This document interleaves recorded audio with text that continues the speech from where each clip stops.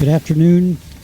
Good afternoon, race fans. We're back here live at the NCQMA in Salisbury, North Carolina, for the A-Main events today at the after the morning heat races. I'm here with Sam Hatfield. I don't hear you. I don't know if they can, but I don't hear you.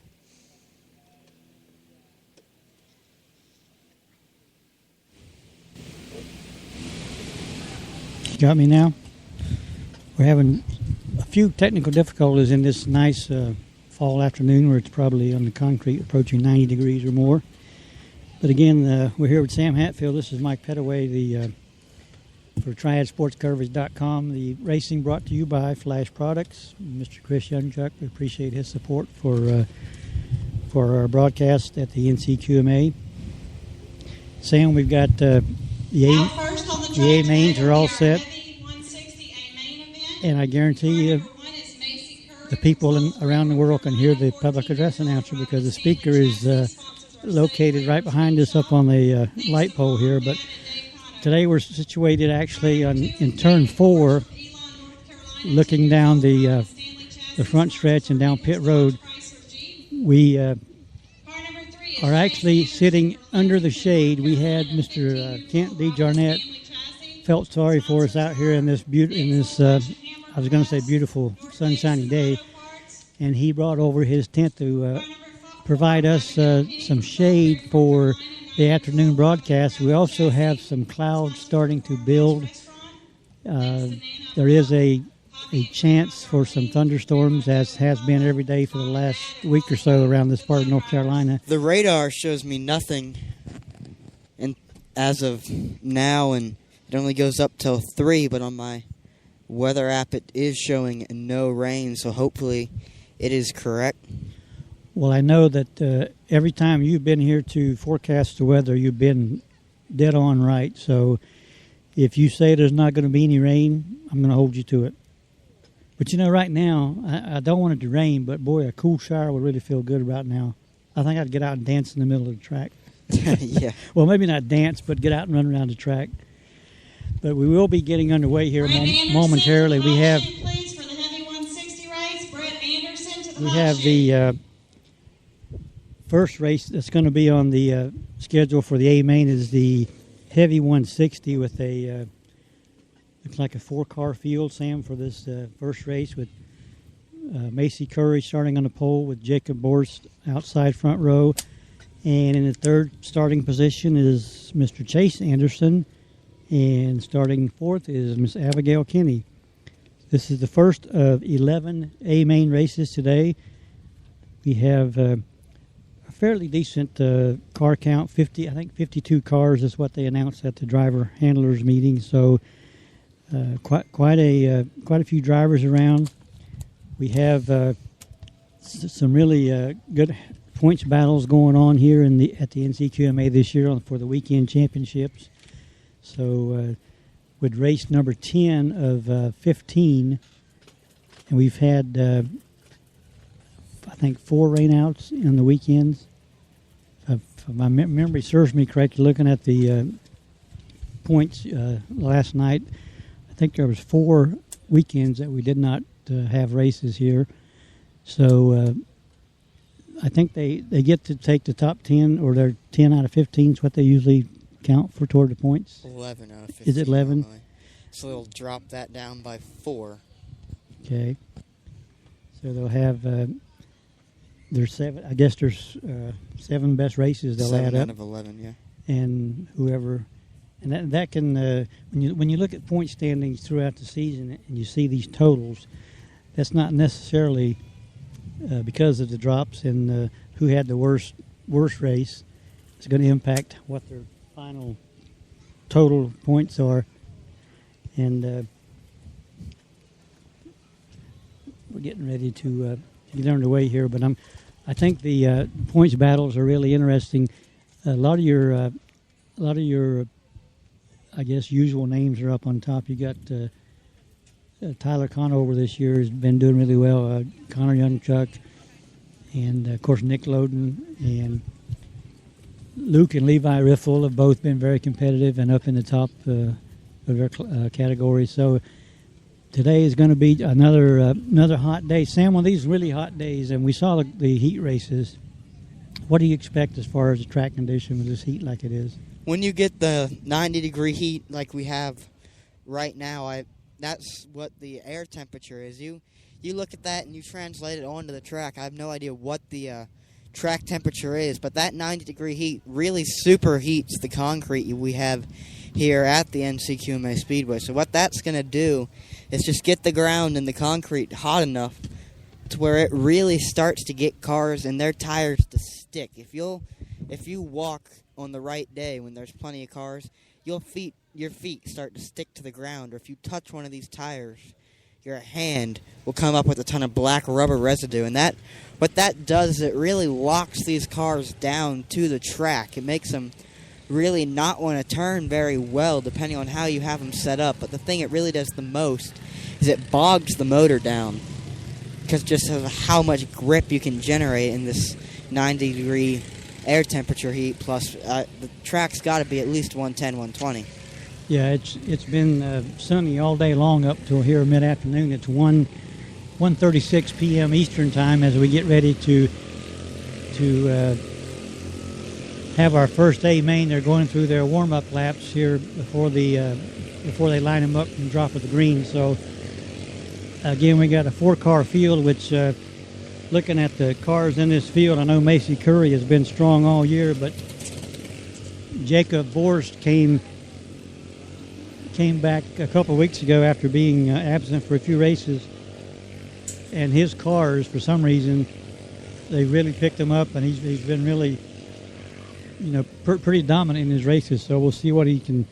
Looks like Macy Curry has come into the pit area before the start of the race. Something is not. Now they've got her pushed off and started going. Now will she have to start in the back? She will have to start in the back. She didn't make it out before the end of our warm-up. Our lineup for our Heavy 160A main event, starting on the pole due to Curry's misfortune, will be Jacob Borst starting second, Chase Anderson starting third, Abigail Kenny, and starting shotgun on the field, your pole sitter, Macy Curry. So we can go ahead and get these drivers lined up, ready to go racing momentarily. 35 laps is the distance on our Heavy 160A main event. 1 to go this time by. Borst and Anderson going to lead him into turns 1 and 2 down the back straightaway. Green flag back out into the air. Jacob Borst able to keep Anderson right on his outside. Anderson pulls down into second, cuts off Macy Curry to get that second place running position. Anderson now right on Borst's bumper. And it's about a 5-car length difference back to Curry in third. Curry's tires probably aren't quite to where she wants them. The pit road is definitely a lot dirtier in terms of dirt on the pit road rather than the actual speedway. Tires not quite as warm due to missing the warm-up session. That may be hurting Curry. 30 laps left to go. Your leader, Jacob Borst, is about a car length back to Chase Anderson, then 5 car lengths back to Curry in third.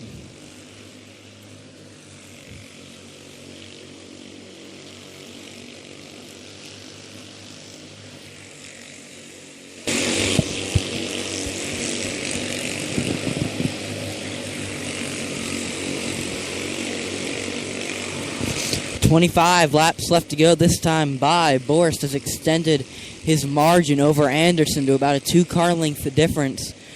Then once again, about another 5 car lengths from Anderson back to the third place car of Macy Curry. Running through the field here, 23 laps to go. Jacob Borst, he's your leader. He's led since the drop of the green flag after finishing second in the heat race to Curry earlier today. Borst showed up to sweep the weekend last weekend here at NCQMA Speedway, putting his foot down in dominance here as he catches up to the lap car, puts Abigail Kennedy a lap down. Running in second, Chase Anderson. Chase Anderson was absent from the Heavy 160 class last weekend here at the NCQMA Speedway. He ran in the special cup race for the Heavy Honda division, so this is his return back to 160 racing. Third place is your points leader in the 160 division, Macy Curry. Macy started on the pole initially, had to pull into pit road due to having some sort of problem. That problem obviously may have affected her handling and her speed for our A main event. And then running back and forth a lap down is Abigail Kenny. Kenny picked up a podium finish a couple weeks ago here at the NCQMA Speedway in the Heavy Honda Cup race, not having the run she wants today in the Heavy 160 A main event, as we have 11 laps left to go. Kenny's going to pull off of the speedway. So that's the end of the day for Abigail with 10 laps left to go. Not quite sure why she's done. I'll have to wait for clarification after this race is over. Jacob Borst, still your leader, 8 laps left to go. He's pulled the advantage to about a straightaway lead over Chase Anderson in second. Borst, obviously the dominant car today in the Heavy 160 division. Curry still back in third. It's about a straightaway difference between Curry to Anderson in the second place running position.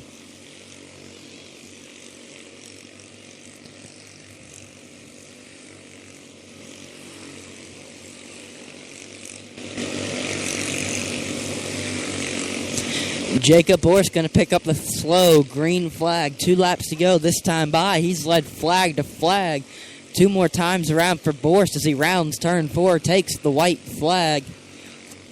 Borst with the dominating performance through 3 and 4. Give the win to Jacob Borst. Second place goes to Chase Anderson. Third to Macy Curry. And fourth to Abigail Kenny, who was unable to finish this event. Curry started on the pole, got shuffled to the back on a restart. Obviously some frustration there for the pole sitter of Curry. Not quite sure what was wrong with that machine. I'll have to wait to see what was wrong after the race. Hopefully we can get a word with someone in the Curry crew to see what was wrong with that machine. But taking the victory lap now, give the win to Jacob Borst in the number 2 Stanley Bulldog machine. Chase Anderson finishing 3rd, Macy Curry finishing 4th, Abigail Kenny. Congratulations, Jacob. So Borst pulls into the scale house after a dominating performance. Go ahead, pull the car over the scale, make sure it weighs the limit of 325 pounds for all heavy divisions, as that concludes our first feature event of the day, Heavy 160 A main event. Hopefully we can get an interview from some drivers as they climb out of the car. Do we know what was wrong with Curry's car? Can you catch up with anyone in that camp? I will try to find out. Just a moment. Phil's standing over here. Let me get back to you in just a minute. Sam, I'll be right back with you. So we're looking for an interview over in the pit lane. Definitely some questions to be answered about this race. Curry, dominating car in the heat race earlier today, just not quite up to snuff in the main. And then Abigail Kenny pulled off with 10 laps to go after being put a lap down by the entire field.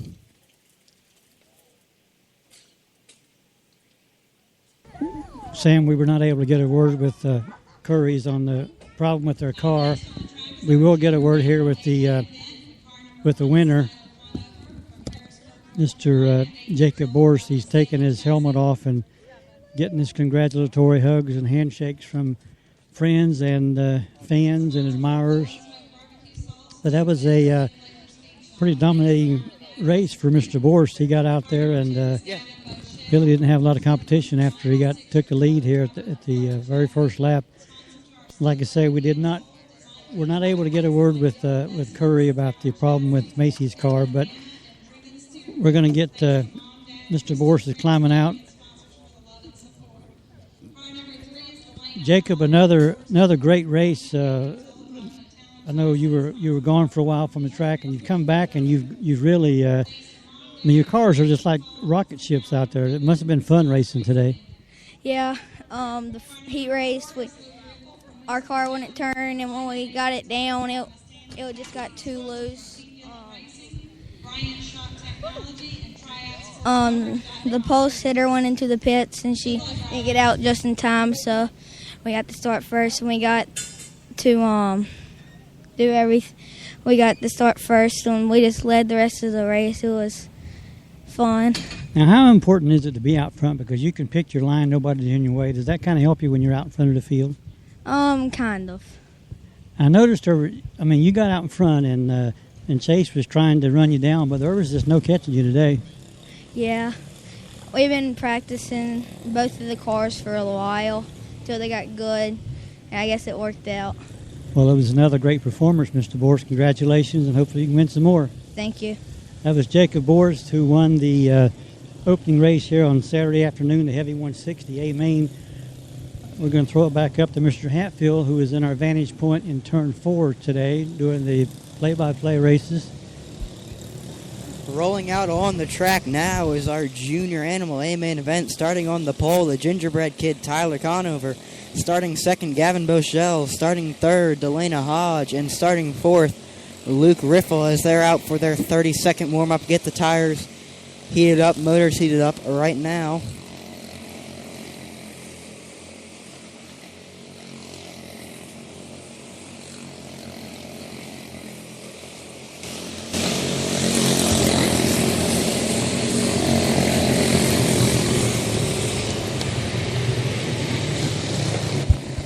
That concludes our 30-second warm-up, so we're going to go ahead and get these drivers lined up, ready to go racing momentarily. Bochel's got to catch up to the field, get double file for our initial start. Boschel runs a multitude of race cars. He runs both the quarter midgets here at the NCQMA Speedway, plus in the beginner box stock division at the Millbridge Speedway over in Mooresville, North Carolina. He's been running race week all week over at the Iredell County Fairground. Got the drivers lined up, a double file ready to go. Should be getting the one to go this time by as we do.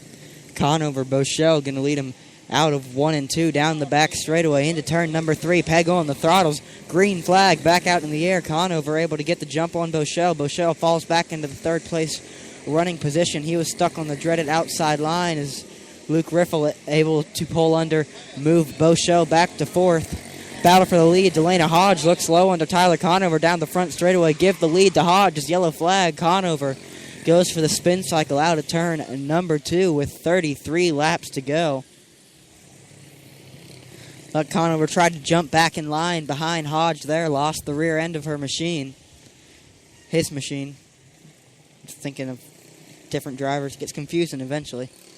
So that's tough luck for Mr. Conover. He's going to have to go from the pole starting position, starting the back of the pack after causing that yellow flag. Gavin Boschel had a rough start there. He started second on the outside pole and got stuck on the dreaded outside starting position, shuffled all the way back to fourth. Hopefully for Gavin, this yellow can help him out and get him back through the field. Lineup when we go back to green flag racing with 33 laps to go. Our leader, Delana Hodge. Second place, Luke Riffle. Third, Gavin Boschel. And bringing up the rear of the field is Tyler Conover. 1 to go this time by. Green flag back out in the air. Everyone goes above our restart stripe. Yes, they do. Delana Hodge not able to get that big of a jump on Riffle on the start there. Riffle right on Hodge's bumper. Riffle's going to look low down the front straightaway. Can't get the job done. Pulls back in line. Thought better of that move. Riffle looks like he's trying to stick his nose out down the straightaways, and he just hasn't been able to stick the nose out and under the machine of Hodge yet. Got a 3-car battle for the lead. As a yellow flag, it looked like Riffle got into the rear end of Hodge a little bit there. Sent Hodge for the spin cycle in turn number 3. Bringing out our second yellow of the event with 29 laps left to go. Looked like Riffle has a quicker machine than Hodge, just not quite able to get the inside line down the straightaways.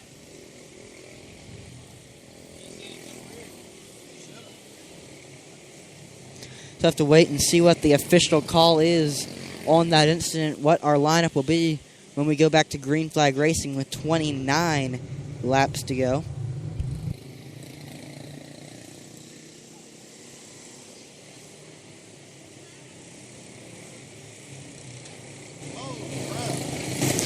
They look to be sending Riffle to the back for his involvement in the incident, as it did look to me as he got into the rear end of Hodge, sending her for the spin cycle, and Hodge will fall back into the third place running position as she did stop on track, thus has to go to the back. So our lineup when we go back to green flag racing, our leader will be Gavin Boschel in second, Tyler Conover in third, Delana Hodge for stopping on the track, and in fourth, Luke Riffle for causing that incident. 1 to go this time by. We head down the back straightaway into turn number 3, green flag, back out in the air.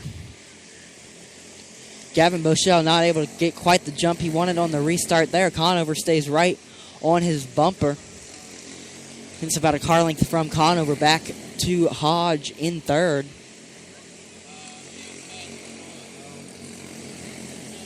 Delana Hodge in that gray and pink Talon chassis machine. Your leader, Gavin Boschel, in the Ideal Investments American Home Talon chassis small car machine.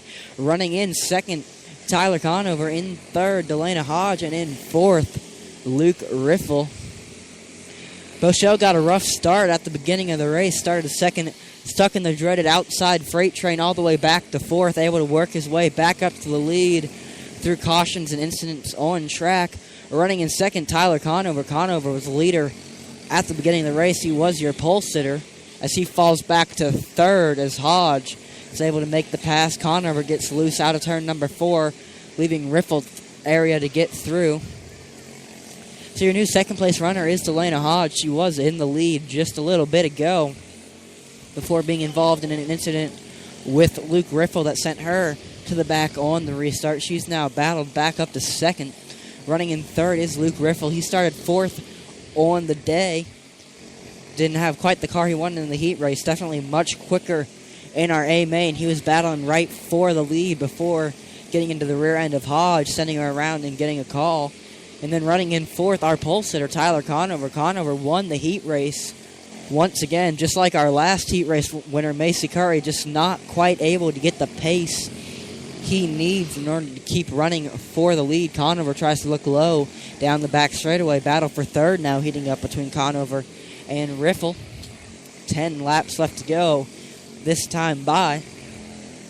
Conover's going to look low under Riffle. They're side by side down the back straightaway. Conover's going to be able to get the position, give third place to the gingerbread kid, Tyler Conover. Riffle battles right on his bumper. Riffle doesn't want to give that spot up. We look back to the lead. Gavin Boschel a whole straightaway ahead of Delana Hodge in the second place running position. Boschel had a rough start, but he's dominated the race ever since he got into the lead position. 5 laps left to go around the speedway for Boschel.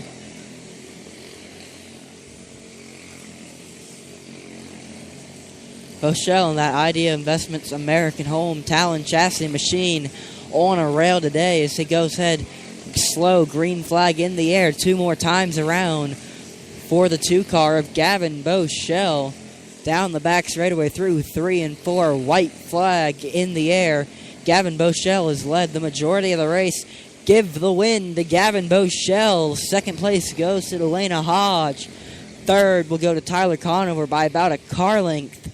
And fourth to Luke Riffle. So Gavin Boschel picks up the win in his Idea Investments American Home Talon chassis racing machine.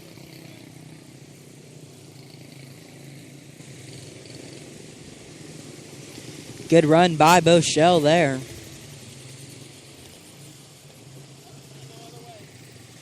Boschel now out on his victory lap. Misses the flag. He's more experienced with getting those checker flags on the dirt at Millbridge. He's one of the most dominant drivers at the Millbridge Speedway. Boschel picked up the win here at the junior animal race at the NCQMA Speedway, but also picked up the win in the beginner box stock divisions at the East Coast Nationals for the Mini Outlaw Series at the Iredell County Fairgrounds earlier this week. So Boschel definitely having the week he's been looking for in terms of wins, picking up a national event in the box stock series and now winning here at the NCQMA Speedway in the quarter midgets. So give the win to Gavin Boschel, as that concludes our second race of the day. We will have a word with Gavin when he comes across the scale. He's taking his Polish victory lap with his dad, Chris, out on the track congratulating him. So Gavin will be pulling off the track, headed over to the scale house, and we'll get a word with him here momentarily.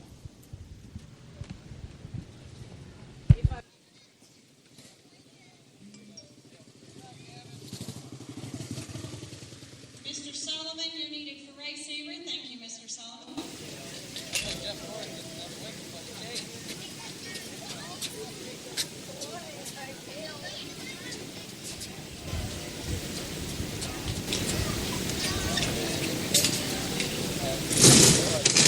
Out next on the track is our Senior Animal A main event, and car number 1 is Gage Painter from Statesville, North Carolina, 9 years old, driving a Stanley chassis.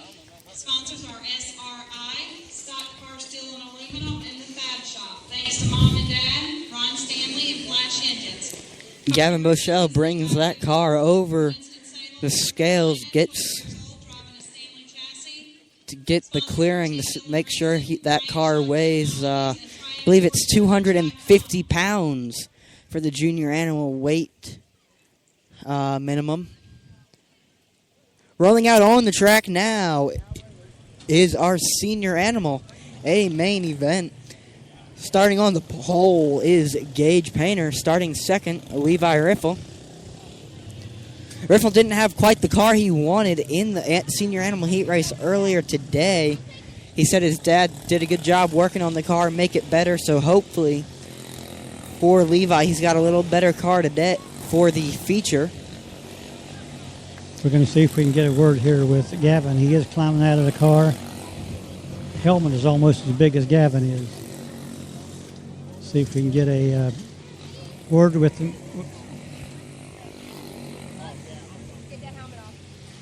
His dad's taking the helmet off so we can do the post-race victory lanes interview.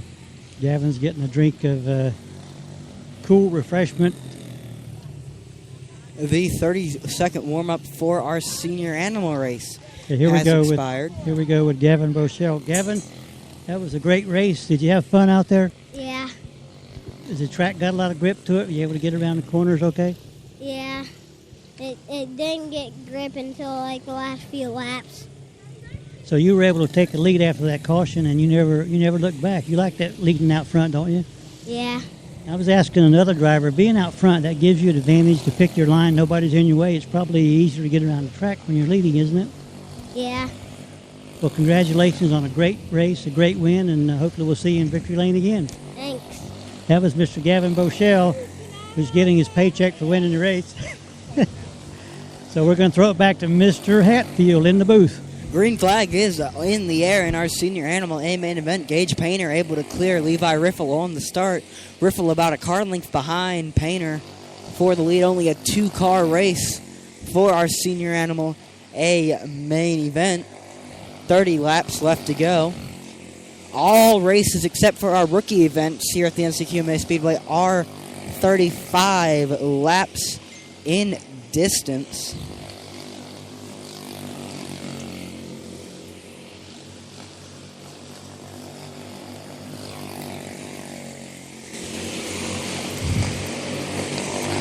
Gage Painter's pulled out to a big lead over Levi Riffle, running in second place. Painter about half a straightaway to a straightaway ahead of Riffle in second. Next time the quarter midgets will be in action at the NCQMA Speedway is next Saturday, September the 13th. That is our fun race, the final NCQMA fun race of the year, as the USAC National Series will be up in Columbus, Ohio for the Buckeye Honda Wild Card Weekend, the final race in the USAC National Pavement Series Championships will be decided. There will be a fun race here at the NCQMA Speedway. Admission, as always, free. There will be no broadcasting from the fun race due to vacation plans of Mr. Mike Petaway. The next race that you can hear live coverage on TriadSportsCoverage.com, presented by Flash Products, will be on the 20th of September. Our club race number 11. So that will be the next time you can hear my wonderful voice on the air.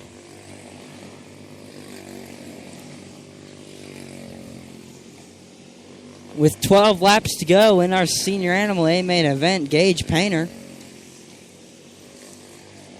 now half a track ahead of Riffle, running in the second place position.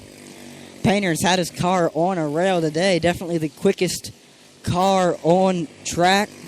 Painter looks like he's going to break the curse so far of starting on the pole.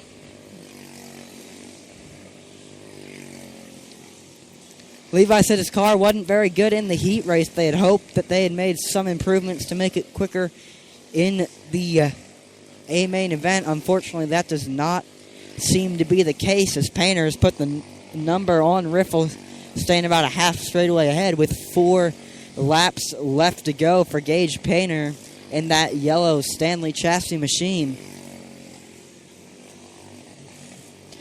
Slow green flag in the air 2 more times around for Gage Painter. Painter's car hasn't wiggled the entire race. Definitely the quickest out there. White flag this time by. Heads down the back straightaway through 3 and 4. Give the win to Gage Painter. Second place will go to Levi Riffle. That concludes our third race of the day, our Senior Animal A main event. Gage Painter, second place, Levi Riffle. Both cars, please report to tech.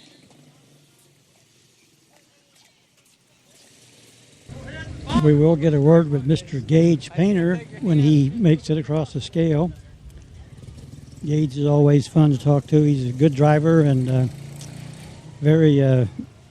He's full of energy. He's fun to be around, and we look forward to talking to him and seeing how his dad had his car set up for him, because he definitely put a.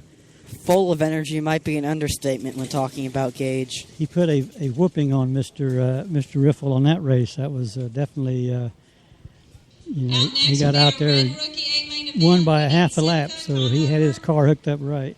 Levi is now on the scale getting his car weighed. Everybody's cleared so far. Riffle family definitely will be disappointed with this finish. They said they thought they had figured out something over the break, but Painter's just that family. Gage Painter. Gage, definitely one of the best drivers here at the NCQMA Speedway, one of the best cars to set up. Definitely tough to beat them. He's also got a wonderful mom, too, by the way, Sam. And she agrees. I'm not so sure about his dad. Oh, I'm just kidding. We're over here with Jerry Painter and Amy, and we got Mr. Gage Painter, who's taking his helmet off. You don't need to be that mean to Jerry. He only occasionally calls you old. I'm his least favorite old person. Okay, we got Mr. Gage Painter here in Victory Lane. Get out of the way so they can move the car, Gage. But was that as easy as it looked? You won by a half a lap.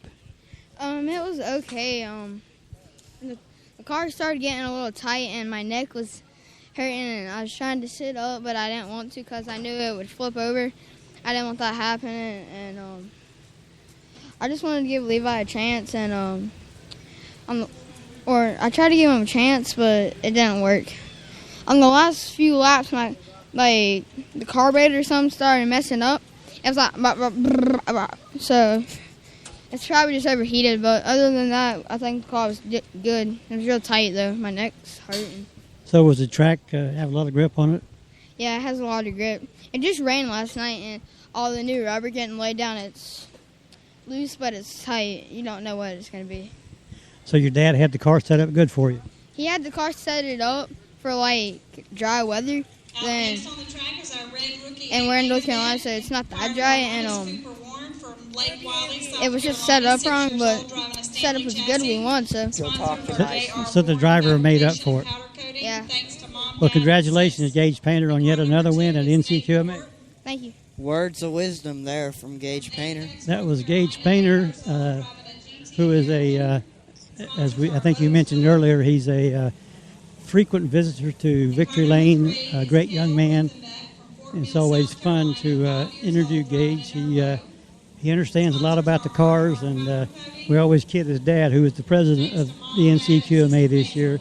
We always give him a hard time, but it's a great family, and we enjoy kidding around with each other. So we got the looks like the red rookies, I believe it is, Sam, on the track with the 3-car field. Red rookie out on the track now. Starting on the pole is Cooper Warren.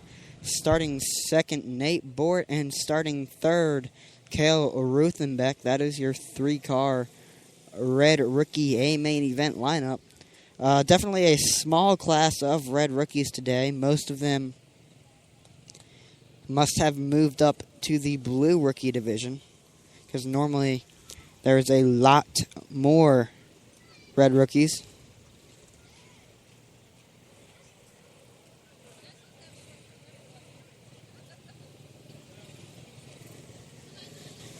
Go ahead and give these rookies 1 to go this time by.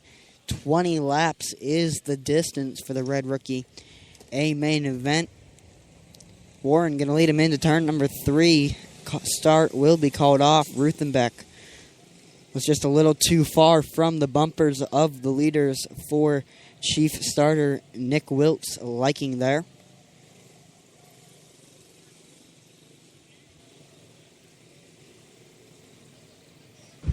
It's always fun to watch rookie director Ronnie Sipka.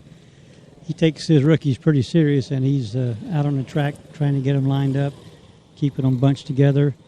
But as you said a few minutes ago, that a lot of the rookies have moved up to blue rookie, which is good. I mean, it shows they're improving and getting more experience. Because we usually have sometimes 2 red rookie races. We have so many red rookies in, but this week it's only 3 of them that are in the red rookie class. So once we get it going, it's going to be fun to watch these, beginning racers with very little experience. So we'll see how it unfolds here when they get the green flag.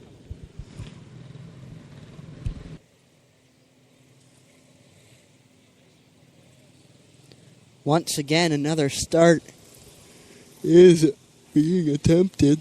Excuse me. It's hot. Sam, should we get a cot out for you to lay down and take a nap? I know it's a rough life as a teenager. It's just hot. By the way, you're doing a great job calling the races so far today. You're doing a fantabulous job. Thank you.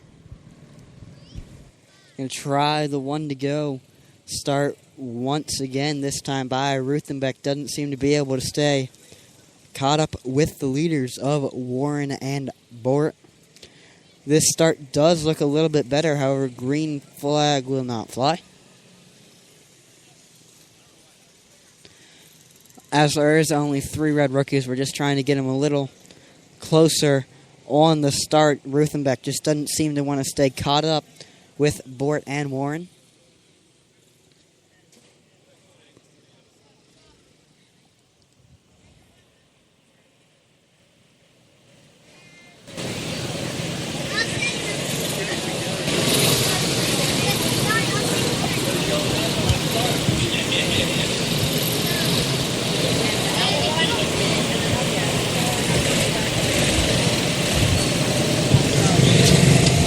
Green flag out in the air for our red rookie A main event. Nate Bort able to pull from second, get the start on the outside row. High side hustling to the lead. Right on his bumper is Cooper Warren. Warren started on the pole as the yellow flag does come out. Warren got into the back end of Bort there a little bit, spun him around. So that's going to bring out our first yellow flag of the red rookie A main event with 19 laps left to go.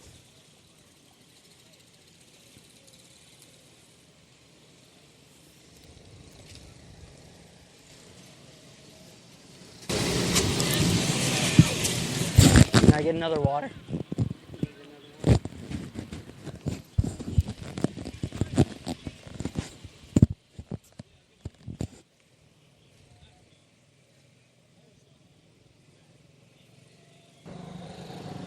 Again, they're trying to get this 3-car field lined up. They've got a caution on the first lap, and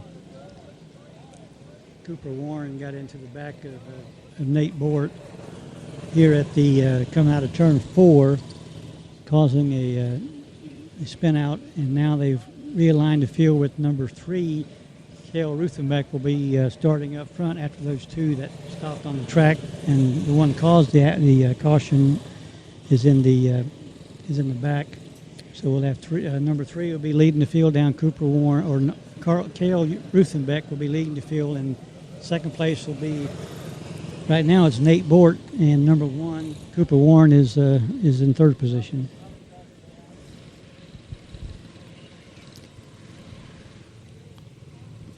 We're going to get the 1 to go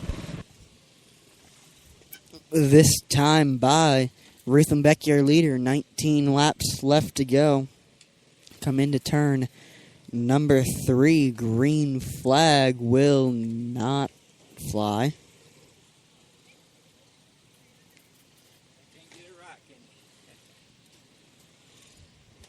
Rookie races always have been the toughest to commentate, and the most sleep-inducing at times when they don't want to get quite lined up like they need to be. Once again, they are attempting another 1 to go restart. They head into turn number 3. Green flag does fly this time by. Ruthenbeck able to keep the lead on the start there. Bort stays right on his bumper. They left Carter Sullivan in the dust. Cooper Warren, excuse me. Sullivan drives a car that looks kind of like that.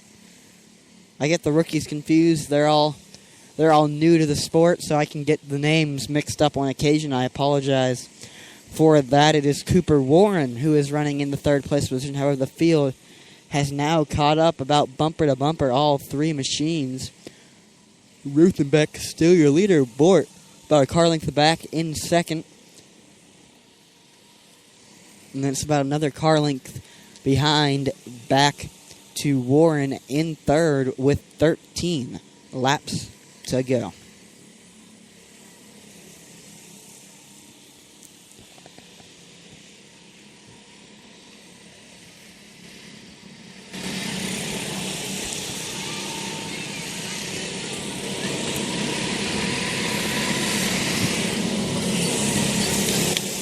With 11 laps to go, Nate Bort looks low under Cale Ruthenbeck.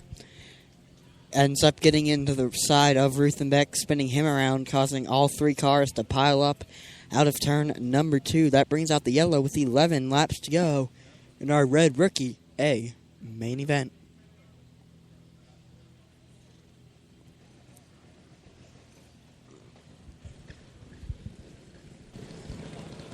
It looked like the car number 2, Mr. Bort, was probably getting ready to set up Cale Ruthenbeck for a pass. He would come in on his bumper coming into the corners, then he would back off a little bit. But I think he had ideas of maybe overtaking Ruthenbeck for the lead. But now they've had this, all 3 cars were involved in this turn 2 caution. I'm not sure how they're going to line them back up. I think the actual incident started when Bort got into the back of Ruthenbeck, and then Warren drove up on the back of Bort. So there's some discussion as to who's going to take the point on this restart. Right now, Ruthenbeck is staying out front. Now they're going to say that Warren gets to go to the front. Ruthenbeck will be second, and Bort will be starting third on the in the 3-car field. And with 11 laps to go, looks like it's going to be a shootout because all 3 of these cars seem to be pretty equal. It's just whoever gets out front. But I would keep my eye on number 2, Nate Bort, because he seems to be able to close up on the cars when he comes into the corners, and maybe he's a little bit more comfortable, I guess, driving into turns, and he can certainly dive under these cars and come out on top. So we'll see how Mr. Bort does. Trying to get them bunched back up. Warren is about a half lap ahead of the other 2 cars. They're going to bunch them back up. I do have an update from our Heavy 160A main event that was earlier on what happened to Macy Curry's car. I sent her a text message asking her what happened and got a quick reply. She said that the car was just too loose for her liking. And that's, this year that's been really unusual for her not to have a car really hooked up because she's been dominant. She's been very dominant in every race.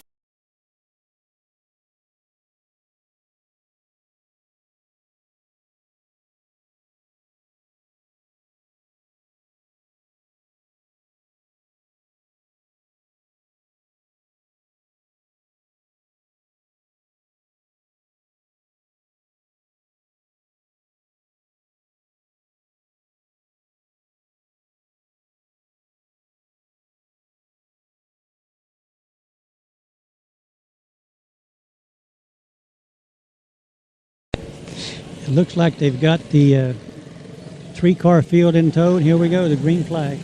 Nate Bort's going to look under Kyle Ruthenbeck for the second place position down the front stretch on the green flag lap. Gives second place to Bort. It's now about 2 car lengths separating our leader, Cooper Warren, and Bort.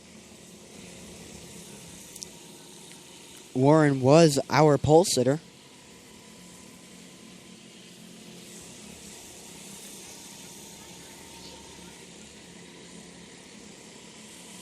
Around the track this time, 7 laps left to go for Warren.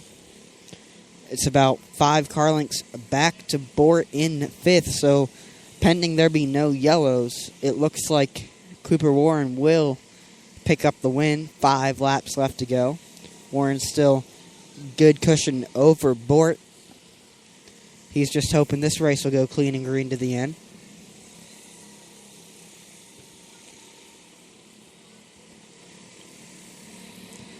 Round turn 4, take the 3 to go, this time by Warren, still about 4 car lengths ahead of Bort in 2nd. So we get the slow 2 to go, green flag in the air. Warren rounds turn number 4, takes the white flag, this time by one more time around for Warren. He's going to go down the back straightaway, still a comfortable lead over Bort out of 4. Give the win to Cooper Warren. Started on the pole, shuffled to the back of the pack. Takes advantage of a yellow to get back up to the lead and runs away with it. So Cooper Warren picking up the win as he heads into pits, not realizing he has a victory lap to take. So they're going to turn him around, send him for a victory lap. They're going to send Cooper back down pit road here and have him take his victory lap. Obviously, it's something he's not used to, being a red rookie, and they've got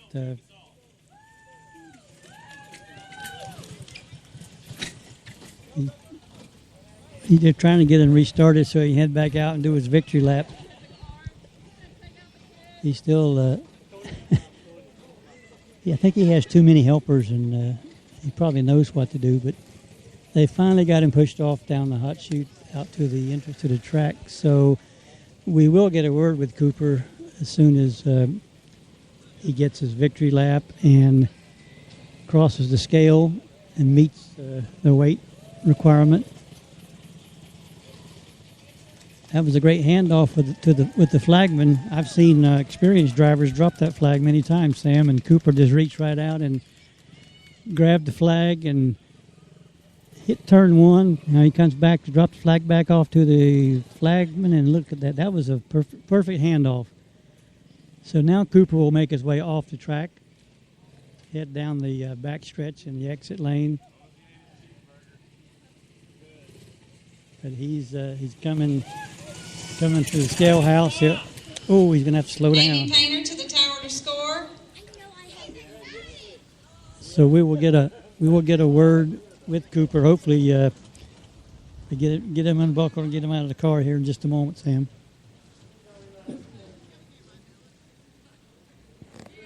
I believe that is his first win, isn't it? Unless you need a volunteer. I believe it might be. I'll find out. Is that his first win? That's his first win, and he's been out. He got injured 4 months ago. I want to interview him Okay. when he climbs out of the car. Yeah, this is his first win. You may have heard in the background, his dad was saying that he had been out with an injury from, I guess, back earlier in the year. But This is Cooper's first win, and do you remember your very first win, Sam? Yeah, it was my first race. Oh, really? Was it exciting? Out next on the track Oh, is yeah. our Junior Honda A main event. And car number So one they're is getting all Luke the Riffle safety harnesses Winston-Salem, North Carolina, 8 years old, driving a disconnected Stanley so chassis. Cooper can Sponsors climb are out of his Racing, Bryant Shock his race Technology, car. and TriadSportsCoverage.com. Car number 2 is Delana Hodge from Mooresville, North Carolina, 8 years old. As you can driving probably a hear in the Talon background, chassis. they are announcing the Sponsors are starting Ford lineup Transmission for the Engineering, thanks to Mom, Dad, always and very Ryan. competitive Junior Honda A main. So as soon as we get through with Mr. Warren here, we will have From Charlotte, we will North have Sam Carolina, call 8 that years race. old, driving a Stanley chassis, thanks to Mom, Dad, Nana, and Everybody's Papa. taking pictures and And car number and 4 everybody's is talking. Brady Alum from Salisbury, North Carolina, 8 years old. Sponsors are Butler Built Seats, MAINS Performance, and TriadSportsCoverage.com. Cooper, you got just a minute to talk to me? Now, you won your very first race today, right? It looked like it was a great time out there. Were you having fun? Yes. Was the car hooked up pretty good? I mean, you had to go to the back because of the spin out, but you came back and you won the race. That's pretty exciting. Yes. What was the most fun you had out there? I don't know. Maybe passing those cars? Yes. Who sets up your car for you? My dad. He did a pretty good job, didn't he? You should probably thank your crew chief. Car number 7 is Mason DeJarnett. Congratulations, Cooper. I'm sure we're going to see you in Victory Lane many more times. Okay. That's Cooper Warren with his first race. Young man had a great interview. Good job. He is really cute over here with his hands in his pocket and his racing suit. And is Griffin Taylor from Landis, North Carolina. we're going to throw it back to Sam. I am Hatfield to do the race lap by lap analysis of what's going on the track. Next out on the track is our Junior Honda A main event. Starting on the pole is Luke Riffle. Starting second, Delana Hodge. Starting third, Mason Woodward. Starting fourth, Braden Allen. Starting fifth, the Gingerbread Kid, Tyler Conover. Starting sixth, Gavin Boschel. Starting seventh, Mason DeJarnett. Starting eighth, Griffin Taylor. And starting ninth, the Doughboy, Cody Bear Conover. That is your 9-car Junior Honda A main event lineup.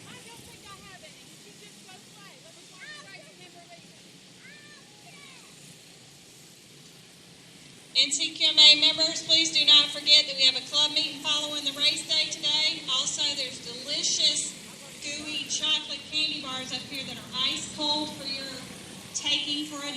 Please come get some. We'd also like to take the opportunity to thank our sponsors for NCQMA, Robbie Stanley Racing, thank you. Castrol, thank you. United Rentals, thank you. Comfort Suites, Signpost, RE Suspension, Applied Water Roofing Company, thank you. Farmhouse Restaurant, thank you. Triad Sports Coverage, thank you very, very much. Our lineup on track for the Junior Honda A main event is, I can't see. We have our lineup on track for the Junior Honda A main event is good. Ow. I tried to yank my headset off there. 1 to go, this time by Riffle and Hodge. Going to lead him down the back straightaway into turn number 3. Green flag out in the air. Hodge is going to fall back on the restart. She's still getting shuffled back. Falls into the 4th place and running as the yellow flag flies. Lucas Sipka, Griffin Taylor, Gavin Moschel all up in the turn number 2 wall. So that's going to bring out the yellow in our Junior Honda A main event before we've completed a single lap.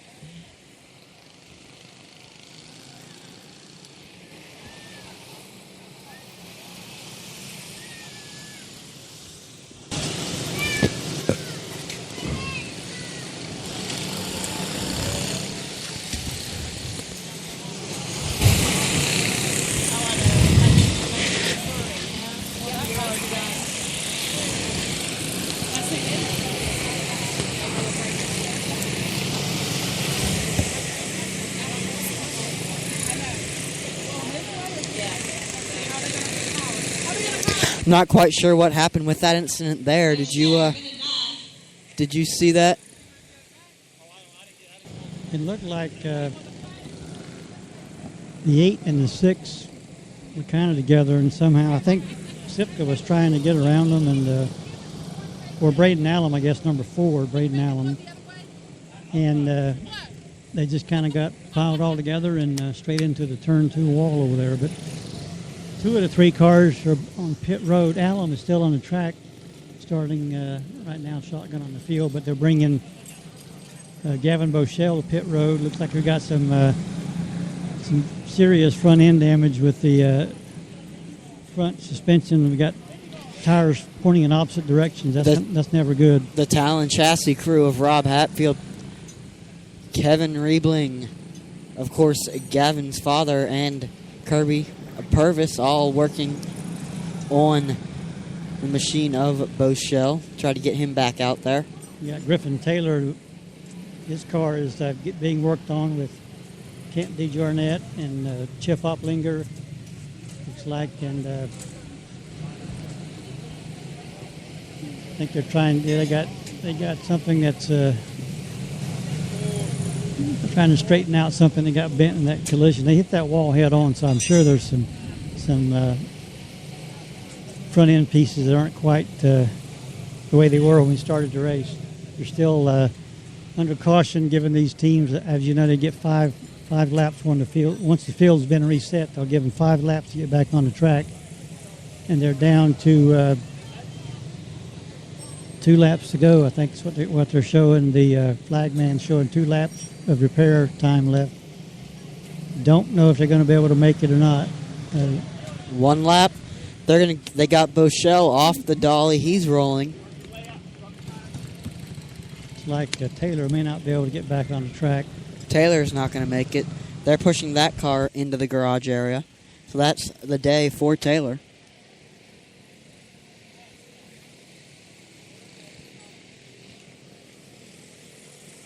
Gavin Boschel out and rolling to the rear end of the field. Our lineup when we go back to Green Flag Racing will be Luke Riffle, Delana Hodge, Mason Woodward, Braden Allen, Tyler Conover, Mason DeJarnett, Cody Conover, and Gavin Boschel as we get the 1 to go, this time by.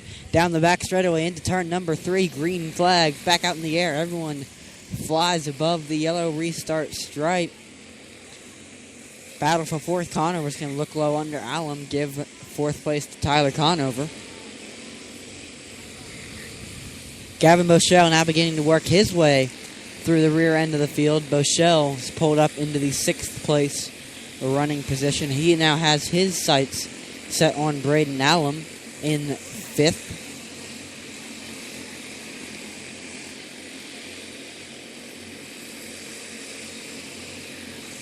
Cars on track have begun to spread out. Your leader still is Luke Riffle. Luke is about 3 car lengths ahead of Hodge in 2nd. Battle for 2nd now heating up. Mason Woodward right on the back end of Delana Hodge.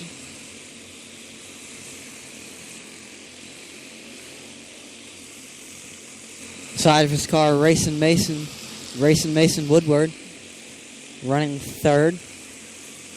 Gavin Boschel now caught up to Braden Allen to battle for that 5th place running position. Boschel is going to look low down the back straightaway. They barely avoid contact, gets the job done, brings DeJarnett with him, slide Boschel up into 5th. He's making a great comeback after the incident earlier in the race. Delana Hodge is beginning to catch our leader, Luke Riffle. It's about 2 car lengths from Riffle back to Hodge. Mason Woodward, who's currently running in 3rd, it's about 6-7 car lengths back to Woodward in 3rd. Tyler Conover now running 4th. He's got about a 2 car length lead over Gavin Boschel, who has Mason DeJarnett in tow. Boschel now caught up to the 4th place car of Tyler Conover. He's going to try to get the pass done as quickly as he can. Boschel's going to look low down the back straightaway. Can't get the job done. Pulls back in line. Boschel's still right on the back bumper of Tyler Conover. That is your battle for fourth. O'Shea's going to look low. They make contact. Both stay straight. No harm, no foul. However, that gives Conover a little bit of a cushion, about 2 car lengths now separating Conover and Boschel.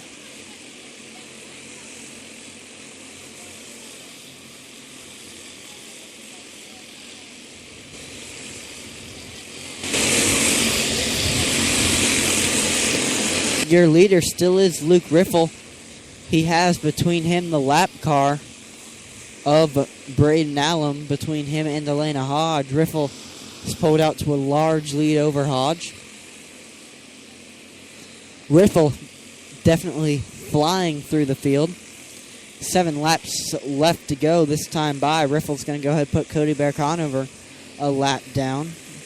Our lineup right now, 5 to go. Riffle, Hodge, and Woodward are your podium spots. The battle for fourth is Gavin Boschel and Tyler Conover with 3 laps left to go this time by. Boschel right on Conover's bumper, just so far unable to make the pass.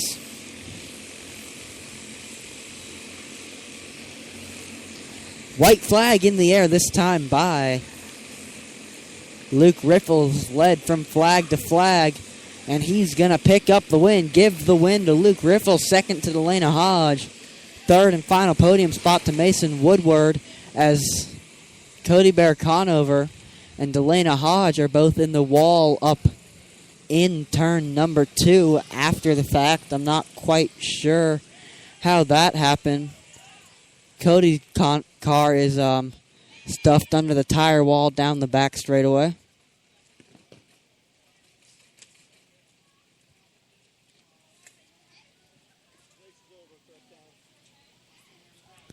So the race is over. The checkered flag flew, but I'm not quite sure what that will do in terms of our finishing lineup. I thought the number 2 car did cross the start-finish line, I believe. Yeah, Hodge crossed the start-finish line in second. In second place, but then I didn't see what created the contact in turn 2 on the should have been the cool-down lap, but I don't know. I guess Cody was still racing because he had been lapped, I think. And that may be it. And don't know if Delana came up on him and didn't expect him to be there, but looks like they're bringing water out to some of the drivers to say it's hot out here. Like you said, it is really warm.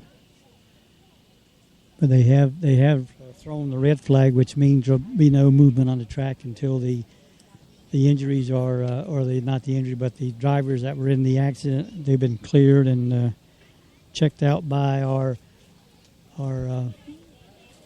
medical staff here. They're telling the cars to go ahead and push off and get them off the track. So we have the couple of firemen from around the area that are our first responders here, and they're over just checking over both drivers.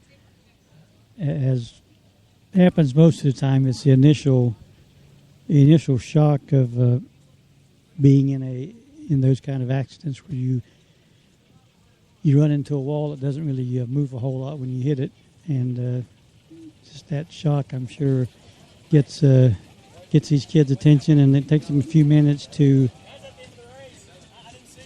get over that initial impact. But they've got the first responders are over talking to the drivers and just making sure that everyone is okay, and we certainly hope that is the case. We had talked with Mr. Ron Stanley earlier about the safety of how all these cars are built, no matter if it's a Stanley chassis or a Talon chassis or whatever it is. They have some really strict safety rules that apply, and they're very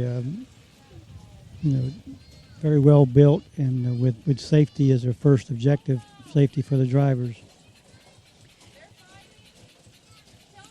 So Racing Mason just goes by and goes into the scout house. But our winner, Mr.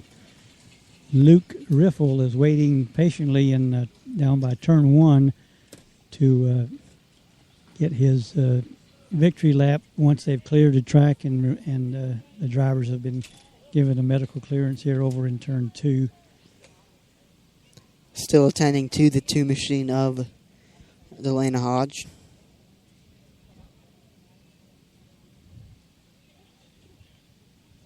NCQMA members, we need help moving the wall immediately. We need help moving the wall immediately. They want some members to come over and move the wall back. Sometimes these cars get almost glued to those walls and they move, and you've got to get them pinned against another part of, like the corner post here on the entrance. If you get a car pinned between that, from my vantage point, I can't tell you what exactly they are doing, but I know they want to get that track moved back down toward our end of the track, slide it back a little bit. Turn 4 is definitely, turn 2, right where they impact, definitely is not where you quite want to impact. Is the edge of the wall there where Hodge hit, so she hit and went directly into the little bit of the pole of the light post there. And then they do have a tire barrier, but that tire barrier doesn't have anything to back into. It's tire barrier concrete, so definitely not where you want to hit there. They've got ice pack down there, but it does look like she will be all right. Yeah, if they hit the wall in most places with those tire barrier behind, it's kind of like the safer barrier in NASCAR races. It absorbs a lot of the energy, but when you hit a immovable post that's anchored into concrete, which is probably what took most of that hit from those 2 cars, kind of like coming off of turn 2 is where the cars enter the track, and it's fairly wide opening, but there is a little bit of a space there where there's not a lot of cushion if you hit it. And it's really, I think of all the mishaps I've seen in the 1.5 years, the worst ones always are, as you said, in turn 2, because of the fact that, first of all, you're going to do a lot of damage to your car when you hit that pole over there that's anchored with the light standard.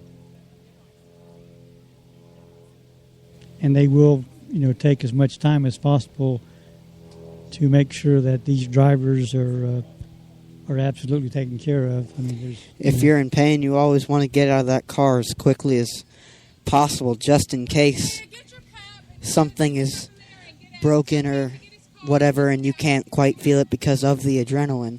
So that's probably what they're doing, just making sure that adrenaline wears off before they take her out of that machine. Again, they've got the muscle power from NCQMA pulling the wall back and getting it realigned down the back stretch. Now they're going to pull it back again toward the turn 2 entrance. So we do have a stop in the action here at NCQMA as the medics respond to the 2 drivers that were involved in the spin out on turn 2. I want to remind folks that we are brought to you by Flash Products. Mr. Chris Yunchuk, who is our title sponsor for our broadcast of racing down here at the NCQMA. I want to also give a shout out to Bibbs Downtown in Winston-Salem, the sponsor of our live sports broadcasting, high school sports, even we're going to do some Salem College soccer here next week, and they'll be sponsored by Bibbs Downtown in Winston-Salem, home of the Pitmasters and home of the best barbecue around. We will be back there for our monthly show in 2 weeks, and we're scheduled to have Salem College night, and we invite those of you who are in the Winston-Salem area to come out to Bibbs Downtown on Monday, September 22nd for some great food, and you can get to meet some of the soccer players from Salem College in Winston-Salem. Also want to give a thanks out to Chuck Willard, Farm Bureau Insurance in Kernersville. Chuck has been a supporter of TriadSportsCoverage.com for the past 3 years. I had the privilege of covering his son and daughter in high school sports at Glenn High School, and Chuck was nice enough to come on board, and he just renewed his sponsorship here a couple of weeks ago. And we can't forget about New Expression. And before we get going, I'm going to talk to a legend in his own mind right here at the NCQMA. Where did he go? I've got, with all kidding aside, I got Robert Jeffries here, and anybody that's ever been to Bowman Gray know the Jeffries name. And Robert, the season just wrapped up a couple weeks ago. Lee came within an eyelash of winning a championship, but sometimes the racing gods are not with you, I guess. Lee won the championship. He just got his tug away from him. They can say what they want to, but we sit there, we protested, and wouldn't nobody do nothing about it. But, that's the way it goes over, but we'll be back again next year. Well, I know it was a great season for Lee, and I know that you get close to being the champion, and then all of a sudden, for whatever reason, it's yanked out from under you. What did Lee say? How did he take all this? Because he had it right in his hands. Yeah, well, Lee, he was down and done for about a week there, but then he got over it, and we talked about it. That's another year, and he's young. He can still win it, but he did have a good year, no matter what anybody says. He had a good year, but, he was hoping to win it, but he didn't, but he will. Now, we're going to see Robert Jeffries back at Bowman Gray next year? If they run it, I'll be there. Going to win some races, right? That's right. I run a lot this year just, to keep Lee in the points in case they needed a car. But I'm going back this year to win races. So, what do you think about these quarter midget races? These kids are pretty talented. Oh, yeah. I mean, you got to start somewhere, and this is the perfect place for them to come down here and start. I mean, it's a good racetrack, good family atmosphere, and everybody gets along good, but it's good for the kids to come down here and learn something about driving before they go somewhere else. I imagine someday we may see some of these kids racing in Bowman Gray. Oh, yeah, you'll see some of them up there.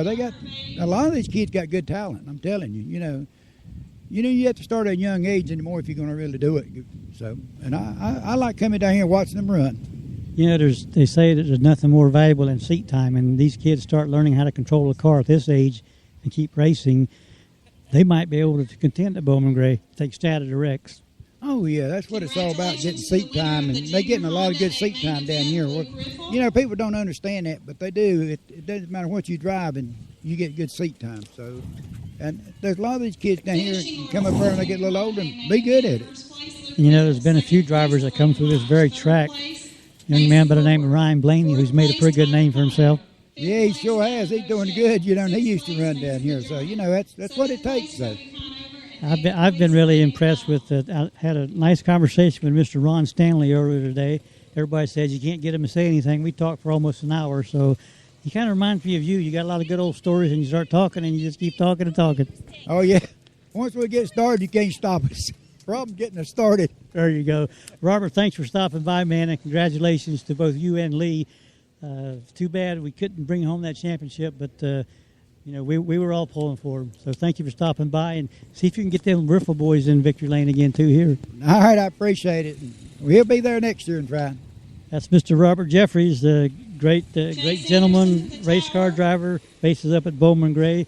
Actually drives the Riffle brothers' grandmother owns his race car, he and Lee's race car, and they run the modified division up at Bowman Gray. And as happens a lot at racetracks, there was somewhat of maybe a controversy, disagreement or whatever at the end of the season, but the facts were that Lee did not win the championship. I want to congratulate Danny Bone. He won the championship, and certainly congratulate him, and he's a fine young man, very good race car driver. So as Robert says, he'll be back next year, and we know Lee will be back, so Bowman Gray will be back in action next spring with another year of exciting, I guess, Demolition Derby racing. Some of the best short track action in the country, and every now and then a race breaks out. So, but it is a great place, and I'm going to move over here to the scale house, Sam, and when Mr. We do have an update on Delana Hodge. She was able to walk out of that car back to her trailer, holding an ice pack against her head. So definitely sore after that event. Probably make sure there's no concussion, but able to walk straight. So that's definitely good news after that hard impact. The car came by, and you could see the front end of the car was buckled in, definitely. She took a very rough impact. That is good news that Delena's okay, and she'll go back to her trailer and probably get something cool to drink and settle herself down. And you hate to see those kind of accidents, but again, the cars are built to keep these kids safe, and the car did its job. The car did exactly what it's supposed to do, and yeah, you may get a bruise on your knee or your elbow, and you may get a little shaken up, but these cars are made to protect the young person behind the wheel, and that was another example. We are going to try to get a word with Mr. Luke. Sometimes Luke is very talkative, and sometimes he doesn't have a whole lot to say, but I'm going to see if I can get a word with him. He's unzipping his uniform, trying to get some cool air. He is absolutely soaked. He's trying to climb out of his uniform. Mr. Riffle, that was a great race. It looked like you were having fun. You had the field covered. It seemed like your car really handled well. Yes. So did it feel as easy as it looked? Because nobody could do anything with you. I don't know. So, but did they get the car set up right? Your dad and your grandpa, is it set up right? Yeah. You looked like you were pretty fast. Did you know that nobody could catch you? And were you worried about it when you got up on lap traffic? Because sometimes you can be leading the race, come up on slower cars, and it creates a problem. But you got around it. You made a real good pass on that one car. Did you know you were getting ready to lap these cars? Yes, sir. And you had a good time doing it. How many more races you got to go today? None. So you're done for the day, but you got a checkered flag. Mm-hmm. Well, congratulations. You did a great job. It's fun watching Mr. Luke Riffle. Thank you. There he is, the man of few words, but you know what? He lets his actions speak for himself on the track. So, Sam, we're going to throw it back over to you over here with the Riffles. Everybody's happy. It's amazing what winning a race will do to race car drivers. Everybody smiles. They're all happy. Car owners happy. The team manager, Miss Tracy Riffle, she's happy. Grandpa's happy. Even Jacob Borst is happy for the Riffles. But we'll throw it back over to you, Sam. I guess they're getting ready for the next race. I know they had an extended delay here. We had a couple of good interviews. Mr. Borst is over here trying to smooth me up for something. Every time he comes near me, I know he wants something. We'll throw it back to you, Sam. I want a car. Oh, wait just a minute, Sam. I've got to ask Jake. Say that again. You want a what? See, he won't say it on the air, but, I don't know if you know, but I have a collection of race cars in my house, and a lot of them are autographed by Mr. Kevin Harvick. And Jacob Borst was over at my house one day. We were doing an article, and he kind of become attached to my collection of race cars. And every time I see him, he says, how much you want for that one car? And I told him it's $1,000 a piece, and he said he had it, so I'm waiting for the money. But, he doesn't have the money yet. So, but, sometimes if you wish for something long enough, a lot of times it happens. So he did get one of my cars already. But we enjoy our car collection. But, sometimes things, they don't mean as much as you used to when you get older. So you start parting ways with them. So you never know where those cars may end up. But getting ready for the hot laps here in the next race. We're going to throw it back over to Mr. Hatfield in the cool shade under Mr. Desjarnett's tent. Out on the track now is our senior Honda A-Main event. Starting on the pole in his flash-powered racing machine is Connor Yunchuk. Starting second, Lucas Sipka. Starting third, John Michael Repko. Starting fourth, Alex Anderson. Starting fifth, in the Ingersoll Rand Flash Products-powered machine is Nick Loden. And starting sixth is Chase Folsom. Like to give a shout-out to the Yunchuks and Flash Products. Flash Products is the sponsor of Tracking Live and all live racing coverage here at the NCQMA Speedway. We have another word here from the pits. I want to have Mr. Levi Riffle get on the air and dedicate his brother's win to someone. So let's have Levi get on the air. Riffle Bros Racing would like to dedicate the win of Luke Riffle to Pastor Randy Gray, children's pastor at our church, passed away this week. Please pray for the family and all the church. Mr. Levi Riffle dedicating his brother's win to his children's pastor at his church, who did have an untimely death here this week, passed away, and we certainly send our thoughts to his family and to his church members. So that is horrible to hear that. It is. Always hate to lose someone that has inspired you, like I'm guessing Mr. Gray did. But out on the track now, our senior Honda A main event, we're getting lined up double file. We did have a 1-to-go restart, which is why I tried to hop right in there, but it did get called off. So we're going to go ahead and get these drivers lined back up and get the 1-to-go this time around.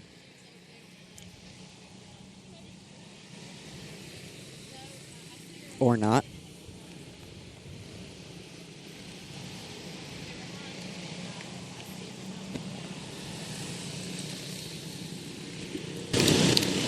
One to go this time by side down the back straightaway into turn number 3. Green flag back out into the air.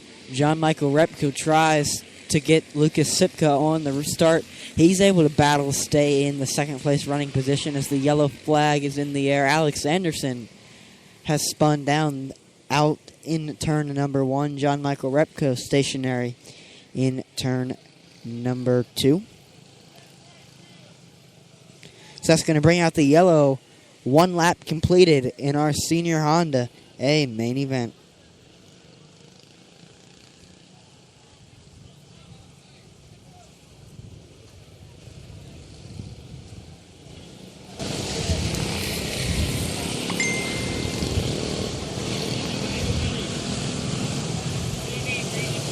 Right there.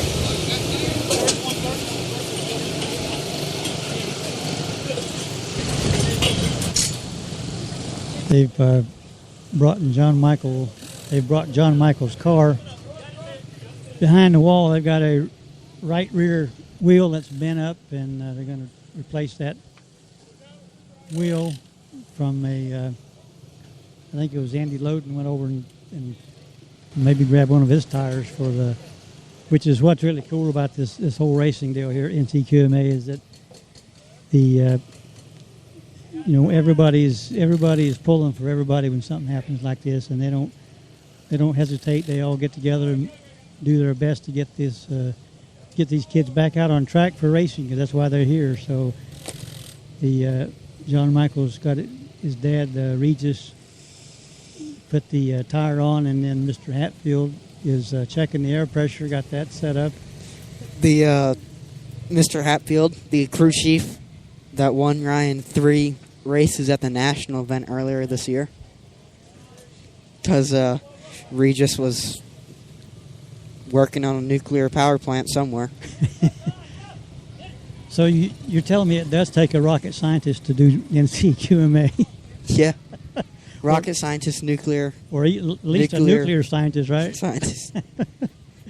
Well, I won't ever make fun of Regis or insult him or criticize him again.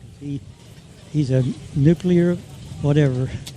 Nuclear engineer, I think. He's not a physicist, he's an engineer. Whatever he is, he has an important job, and we need to respect him more. It's an important job, and not killing is all. There you go. So they're getting ready to restart. I'm going to throw it back over to you, Sam. Our lineup when we go back to Green Flag Racing is Yunchuk, Sipka, Loden, Folsom, Anderson, Repko. Green Flag back out in the air, 34 laps left to go. John Michael Repko is having a good run in the third place position before that yellow flag yellow flag back out in the air. Chase Folsom goes into the front straightaway wall. Alex Anderson also stopped on the front stretch. John Michael did a great job weaving right between the two cars that are stopped on the track, able to keep out of that wreck. So the red flag is in the air. Medical attention being given.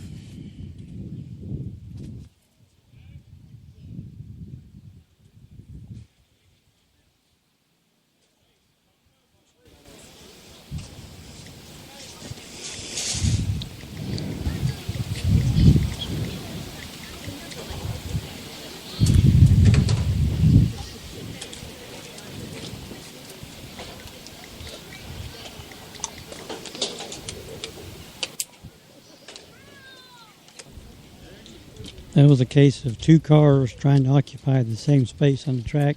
And as you know, Mr. Hatfield, that generally doesn't work coming out of the corners. No, it doesn't. There's only enough room in each spot for one car. And when you try to stick two in there, normally it ends up with someone in the wall. And that's once again what happened here. So they red flagged the event again. They're attending to Mr. Chase Folsom, who is actually turned. He's turned backwards on the front stretch, come out of turn 4. He hit the wall pretty good. He and Alex Anderson got together coming out of turn 3 and 4.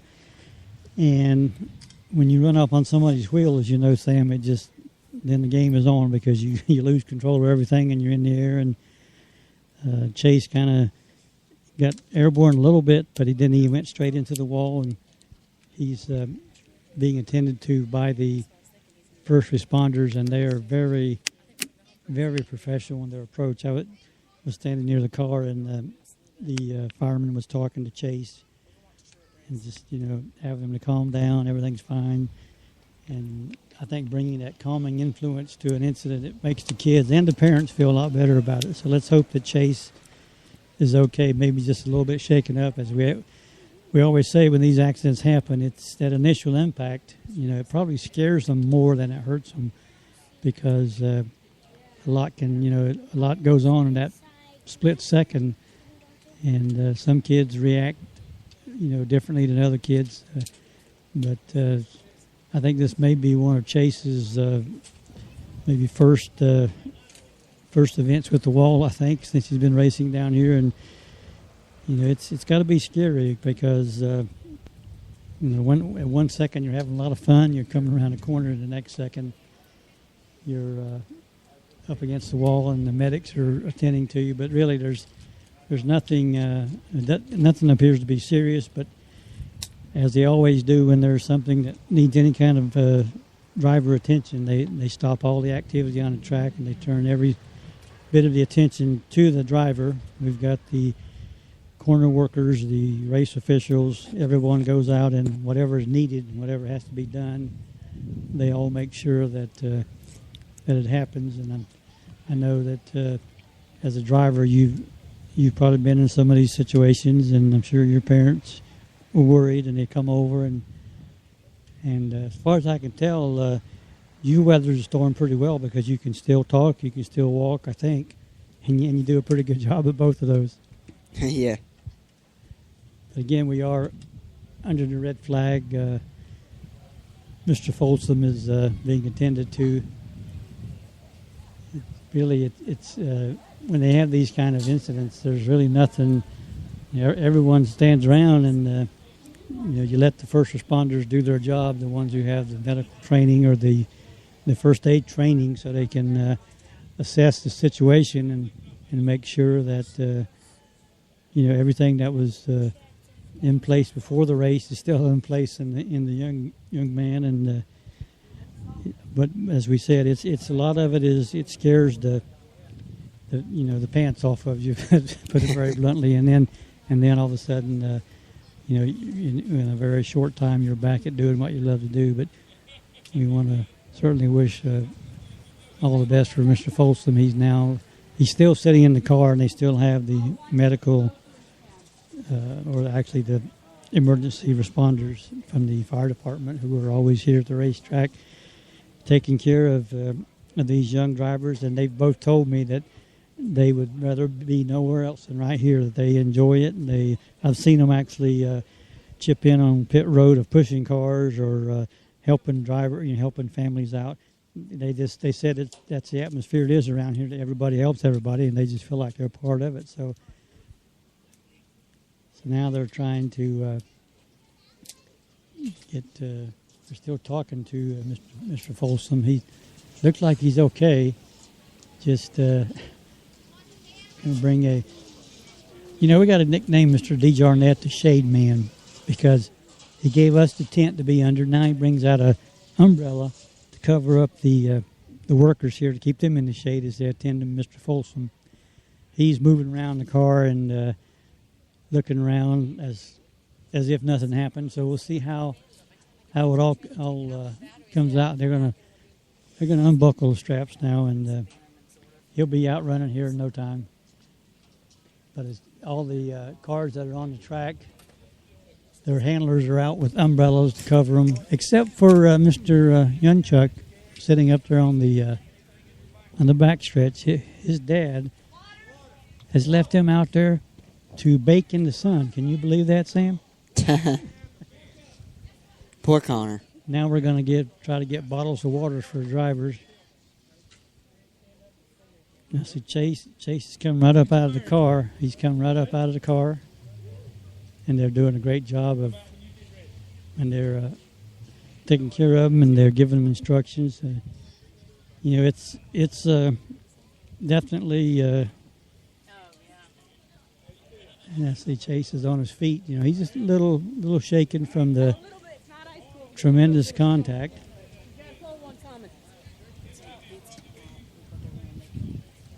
We're going to see if we can get a word with Mr. Riffle down here, Levi's grandpa. Well, sir, your grandson just won a race. He didn't have a lot to say, but he did say that Grandpa and his dad set up the car pretty good. Do you take any credit for that?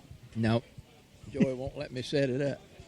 I'm just a tire man. I know you do a lot of tire scraping. That's hard labor. I'm the tire cleaner. I don't get to select the tires besides which tire goes where. I just clean them. So when they say jump, you say how far? And I'm the money man.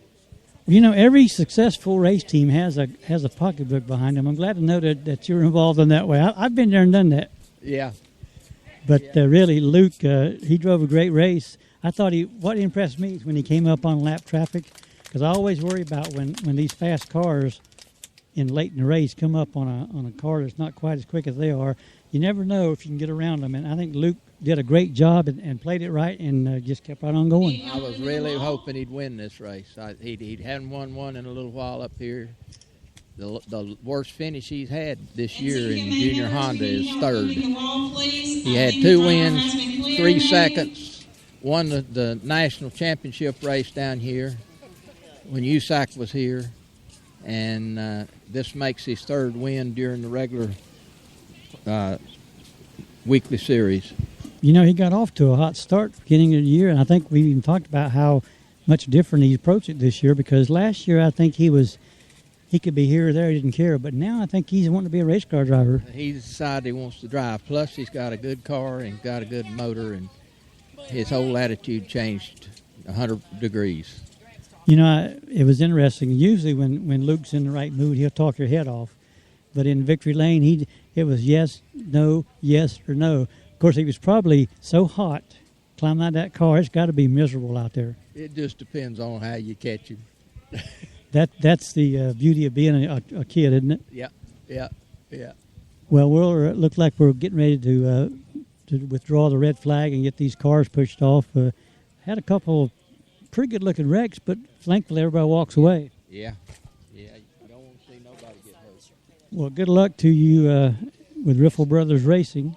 I know it's a big investment time-wise, too. I mean, families have to really be dedicated to be good at this sport, and I think you guys are one of the top families down here. Well, the kids seem to enjoy it. Well, good luck to you. That's Mr. Riffle, who is Joey or is Joey's dad, actually, and Luke and Levi's grandfather. And like you said, he's the pocketbook behind the racing team. And Sam, as you well know, it takes money to race, and unfortunately, it does. I mean, there's only so much a driver can do, but without the proper funding and the proper equipment, he's not going to get very far. But they do have Anderson's car up on its nose here, right in front of you, and on the pit road, Sam. They're trying to. I'm not sure what is it, a chain that broke on? Yeah, they're trying to put the chain back on that machine. So he'll go back out and start shotgun on the field. There's 1, 2, 3, 5 cars. There's 5 cars on the track when they go back out. This was of course, Folsom. Chase Folsom has retired from the race because of Folsom did walk away after that incident. And we'll maybe try to get a word with him later on if he's up running around. We'll just see how he's doing.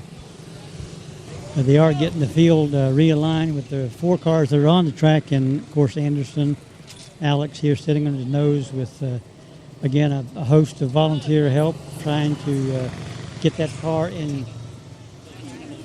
put back together and get it back on the track. We still have 34 laps, so, I mean, with a 5-car field, there's plenty of opportunity for a fast car to come from the back and to win this race. Our lineup when we go back to Green Flag Racing with 34 laps left to go. Our leader is Connor Janchuk. In second, Lucas Sipka. In third, Nick Loden. And in fourth, John Michael Repko.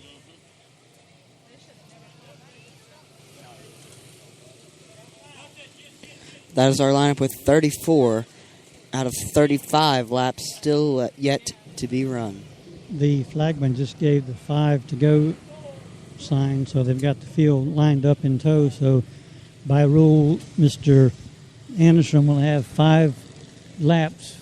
Now he's got 4 laps to go to get back on the track, and now it is 3 laps to go. Doesn't take long to turn a lap here at the 120 for concrete oval here at NCQMA. No, it does not. Even if you're walking, you can do a victory lap. I'm going to never let you forget that, Sam. I was running, not walking. Oh, you call that running? You were maybe a trot. How's that? Jogging. Probably. Okay, we got Anderson's car back on 4 wheels, pushing it down pit road. It is under power, and here he goes, back on the track. So Anderson going to be able to make it back on the speedway in time. That'll line him up 5th. We can go ahead and send Anderson around to his running position as we can hopefully get back under Green Flag Race and get closer to concluding our 6th race of the day.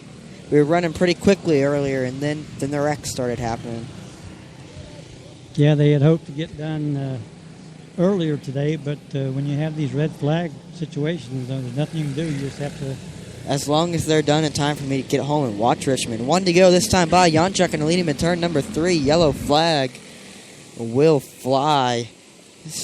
Got on the loud pedals just a little too quickly, so we're going to have to re-line him up. Get him tighter bumper to bumper once again before we get our 1 to go.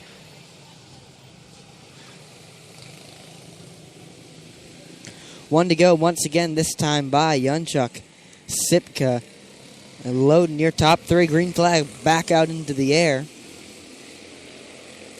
Nick Loden was able to get the pass on Sipka last restart. He does this restart as well.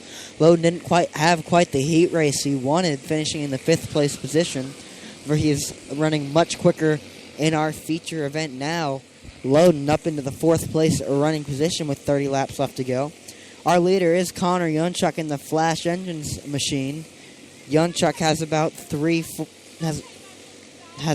4 car lengths over Loden in 2nd. So Janchuk, your leader, Loden 2nd. Lucas Sipka in 3rd. Going through our cars, running out on track now. Connor Janchuk in, I believe this is the Transformers machine. Janchuk started on the pole. He's been able to maintain the pole in that Transformers painted Flash Products powered machine. Nick Loden started on the back row in 5th. He's worked his way up to 2nd. Loden is in the Ingersoll Rand machine. In 3rd is Lucas Sipka. Lucas hasn't had the runs he's quite wanted all season. However, he's having a great run today, running in that 3rd and final podium position in the 3rd place in that nice Jeff Gordon red quarter midget race car. Running in 4th is Alex Anderson. Alex was involved in that wreck a little earlier, had to pull in the pits, but he was able to get by John Michael Repko 4th. So Anderson now in 4th, and running in 5th is John Michael Repko. Repko started 3rd, has fallen back into the pack now as we have 17 laps to go, and then in 6th, after that nasty wreck earlier, is Chase Folsom. Connor Janchuk still has about a corner lead over Nick Loden for the 2nd place running position. Then it's about a straightaway back to Lucas Sipka in 3rd. Alex Anderson seems to be slowly catching Sipka in the battle for third place. Anderson's about 5 car lengths behind.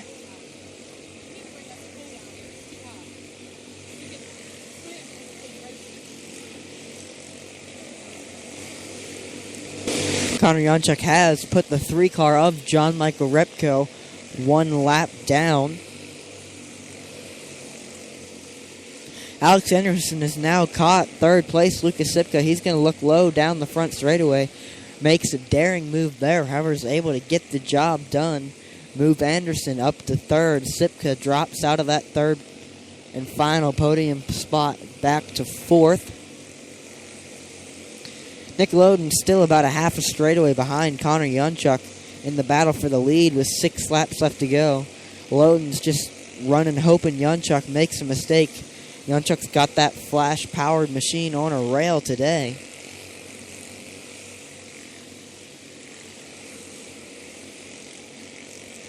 Yonchuk comes around, takes the 3 to go. Yonchuk has dominated this event in that very quick flash-powered products machine. 2 laps left to go this time by for Connor Yonchuk. He takes the white flag one more time around for Connor Yonchuk down the back straightaway. Rounds 3 and 4 give the win to Connor Yonchuk. Second place to Nick Loden. Third to Alex Anderson. Fourth to Lucas Sipka. Fifth to John Michael Repko, and bringing up the rear of the field after getting wrecked out with 34 laps to go is Chase Folsom. He does not finish the race and takes home 6th. So that concludes our 6th race of the day, our Senior Honda A main event. I will get a word with Mr. Connor Yonchuk when he makes his way off the track and across the scale as Mr. Alex Anderson and Lucas Sipka pull up in front of our broadcast booth here, headed for the scale house. Alex had a rather eventful race with that get together with Mr. Folsom in turn 3 and 4. So Mr. Yonchuk is now pulled off. Congratulations to the winner of our Senior Honda A main event, Connor Yonchuk. We're gonna- Finishing second is Nick Loden. Third place, Alex Anderson. Fourth place, Lucas Sipka. I'm going to head over to the, Fifth place, to the John Michael shade Repko. behind the And scale sixth house place, Chase Folsom. and get Be a the top word 3 drivers with to report to Mr. tech, Connor Yonchuk. Nick Loden, and Alex Anderson. Good job, drivers.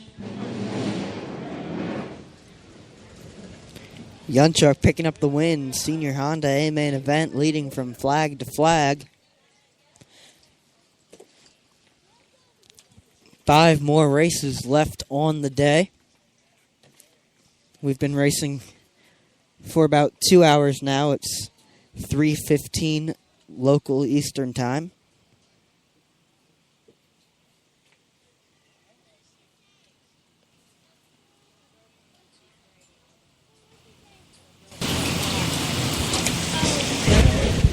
We will get Mr. Yonchuk over here momentarily. He's jumping out of his car, pulling off his gloves, trying to get some cool air. Don't blame him. It's unbearably hot out there. He gets his safety harnesses undone, and we're going to talk to him once he gets his helmet off. We'll have a word with Mr. Connor Yonchuk, another checkered flag for the Yonchuk family. Seems like they're collecting a lot of those lately. We now have Connor here.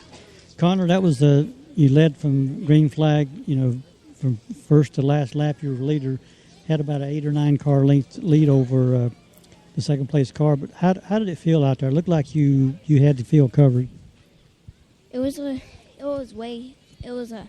tight, but still figured Mr. out how to Michelle, we need handle you it. for receiver. Mr. Michelle. And you had a for lot of receiver. speed. Is that did the track come in? Was it nice and had a lot of grip on it? Yeah. So that's another win for Yonchuk. You guys, you like collecting checker flags? Yeah. Well, congratulations, Connor Yonchuk, the winner. Yet another race for the Flash Products family. Thank you. Connor Yonchuk back up to Sam Hatfield. Sam I Am Hatfield. Sam, is that you screaming in the background? No. Oh, okay. I was going to say, if somebody took your lollipop, I was going to go beat him up and get it back for you. But it's back to you for your expert commentary. A little weather update here. It currently is 88 degrees with humidity. Everything feels 93. There is rain showers in the area. It looks like it'll start raining in Hickory at about 5 o'clock or so, as we are in Salisbury, so that does give us more than enough time to get the races done.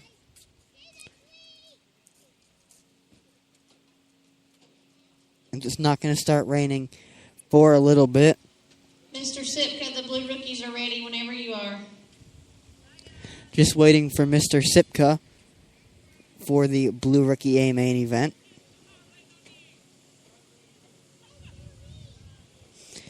Sipka's held up the past 2 Red Rookie A mains events, trying to get there.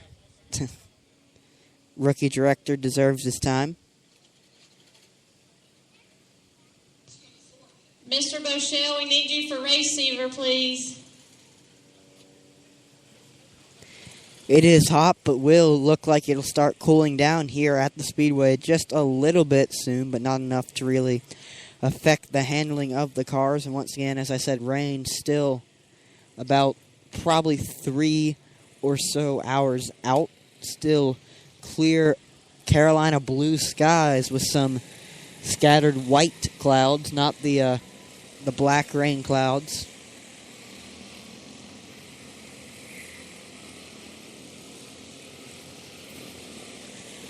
Are we still trying to run down Mr. Yunchuk, or has he refused an interview?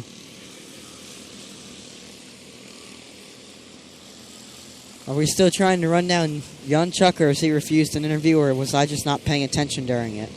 You had probably left the arena because I interviewed him already. Oh, I think that was when I was trying to look at the weather. Out on the track now is our first of 2 Red Rookie A-Main events. Starting on the pole, Dexter Kniep Jr., starting second, Colton Curry. Starting third, Carter Sullivan. Starting fourth, Will Beaupre. And starting fifth, Dylan Thomas. To make a small correction, it's Dexter Knipe the third. Knipe the third. Junior is running late models at Hickory Speedway. And his grandpa also raced. I'm just reading off of the sheet. They have always had that wrong from day one, but the third is racing midgets. Junior's racing late models. Dexter Knipe the third. The third. Not junior, the third. Starting on the pole.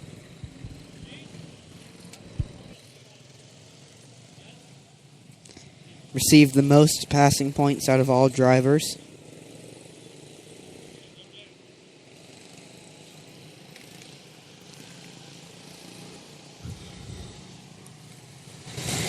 Out next on the track is our Blue Rookie A main event, number 1. And car number 1 is Dexter Knight III. Car number 2 is Colton. They got it right over the loudspeaker. Just not quite right on the sheet. I can't see what car that is, but there is a car on its nose in the pit area.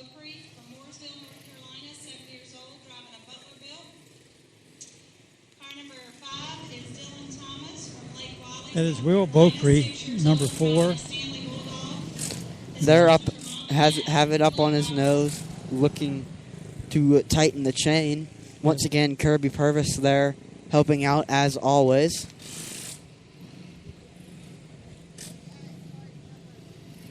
Will's mom is trying to hold his head from falling out of the car. Is that a dizzying effect, Sam, when you're on your nose looking straight at the ground? It never bothered me. Nothing bothers Sam Hatfield. He's Mr. Invincible. Right? Sure. Except you missed your afternoon nap today, and I could tell. Okay, Beaupre is up. He was almost underway, and he died coming down the pit lane, so his dad will run up and push him again. They've given the 5 to go signal. So he blew the chain back off, so they're going to have to put him back up on the nose. So he has 4 laps to get that chain back on. Yeah, they were able to push him off, and then when he gave the car some gas, the chain just fell right back off on him. his dad is making another adjustment to the chain, trying to get it to. Apparently, they had it too loose, I guess, and it just came right off when he gave it the gas. So 3 laps to go. Now it's going to be 2 laps to go. And they have him back on his 4 wheels. His dad is pushing him down, trying to get him restarted. He is under power, heading down the back entrance.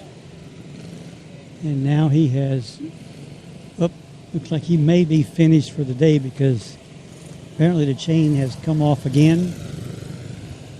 And he will be a did not start finisher on this race, looks like, but they're still under caution, but he did not make it back on the track, so his 5-lap grace period has expired. We're back in it. So that will move Dylan Thomas to the 4th place starting position. 1 to go, given this time by for our blue rookies. Knipe and Curry going to lead him down the back straightaway. Yellow flag out once again.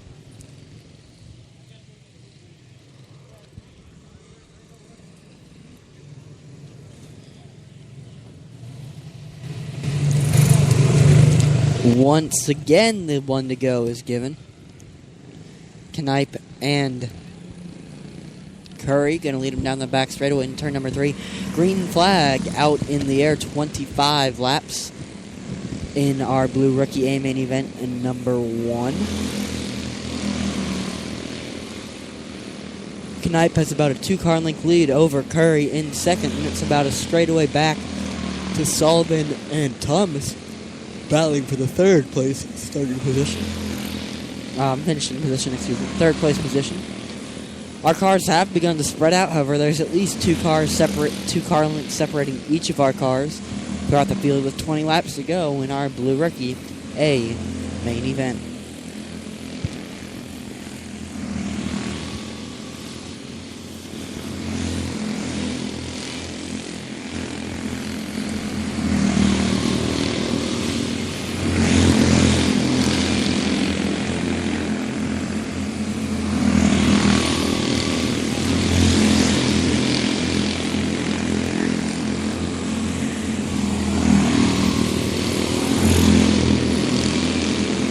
$15 laps to go in our blue rookie A main event number 1. The battle for the lead has heated up. Colton Curry right on the back bumper of Dexter Knipe the 3rd. They're battling for the lead.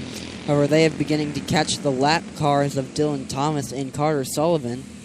So Knipe is now caught up behind Thomas as they are bumper to bumper. Knipe is going to try to look on the outside, thinks better of it.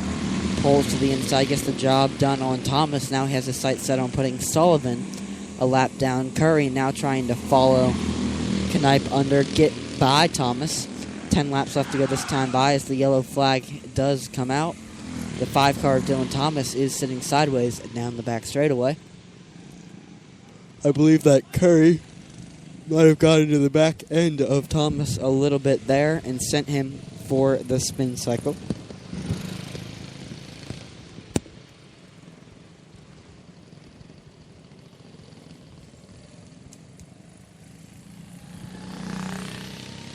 So that brings out our first yellow of the blue rookie event.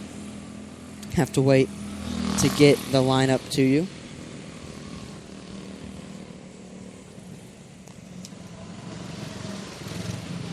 We have 2 separate battles going on track. We have the cars of Sullivan and Thomas, which are both 1 lap down, and then you have Curry and Knipe.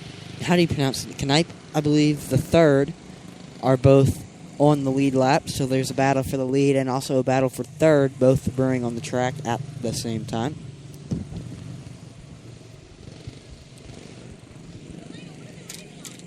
I think the number 3 car has been lapped by Knipe.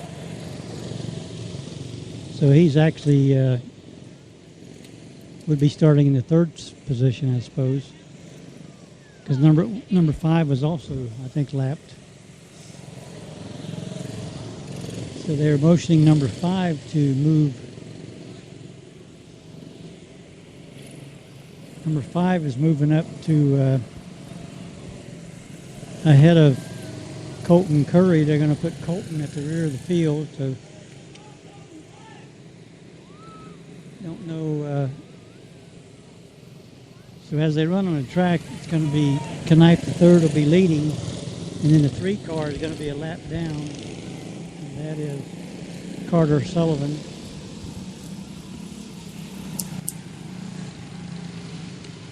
So your leader is Dexter Knipe the third. Running in second is Colton Curry. He's restarting from the last position, however, and then you have the 3 of Sullivan in third, a lap down, and the 5 of Thomas in fourth, a lap down.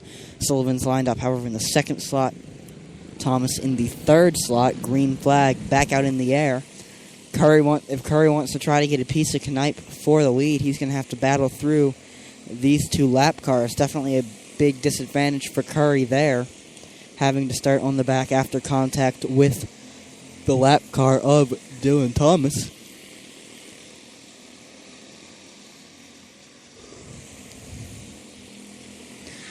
As the yellow flag is out once again, Curry tries to pass Thomas, gets into his rear end, sends him for the spin cycle once again.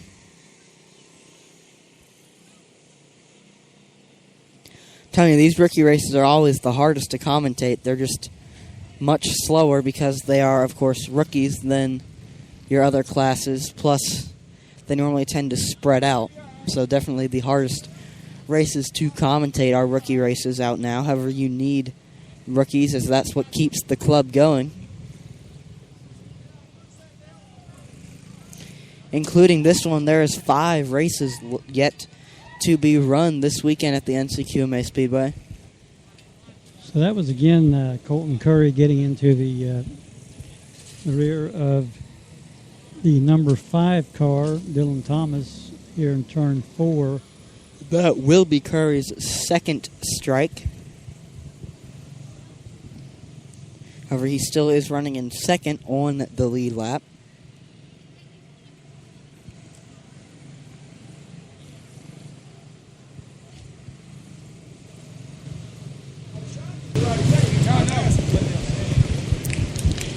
So they've got the 4 cars back lined up, hopefully for a green flag here. With 10 laps of racing to go in this 25-lap first Blue Rookie A main of the day. 1 to go. Knipe's going to lead him down the backstretch and into turn number 3. Green flag will fly. Once again, he gets a good jump on the restart off of the lap car of Sullivan in second. It's all the way back to the 4th place running position until you find the only other car on the lead lap, Colton Curry. Curry, the last 2 times he's tried to pass Dylan Thomas in order to get back up to Knipe's tail, has sent him for the spin cycle, so he seems to be trying to be more careful with that. He's about a car length off of Thomas's bumper. 5 laps left to go.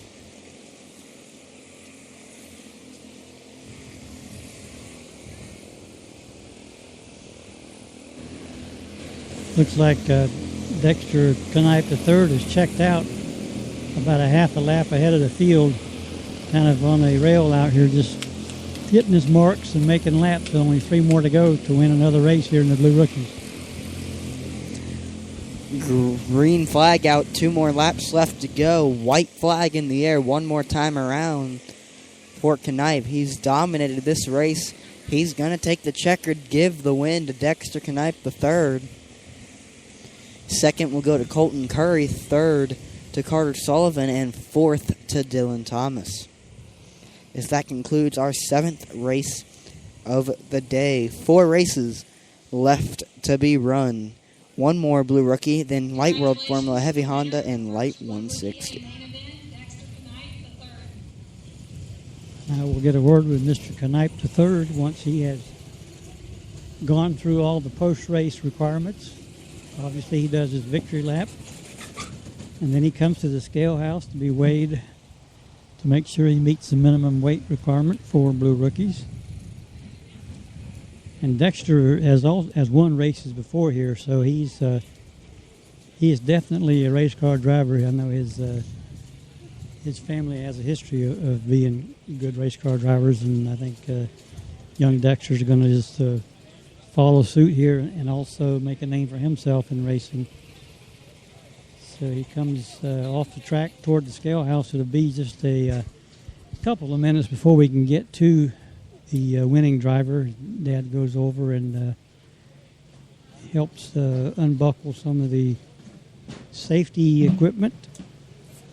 I was talking to the fireman that responded to Chase Folsom's incident, and they commented that the car, it's a testament to the safety requirements for these cars and these drivers that it's always good to go over to an accident and the kid climbs out, and for the most part he's okay. That initial shock, but she should be fine. But again, we certainly can't say enough about the safety devices they have on it for these drivers and on these cars. We'll get a word with Mr. Knipe III here momentarily. Looks like we got a line up here at the scale house. Looks like a truck stop on the highway, Sam. We got 3 of them lined up to be weighed. Looks like Thomas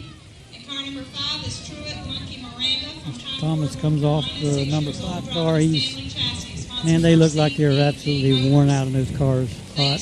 It definitely gets tiring. So Mr. Curry passes the weight. He's looking at me with that. He keeps looking at me.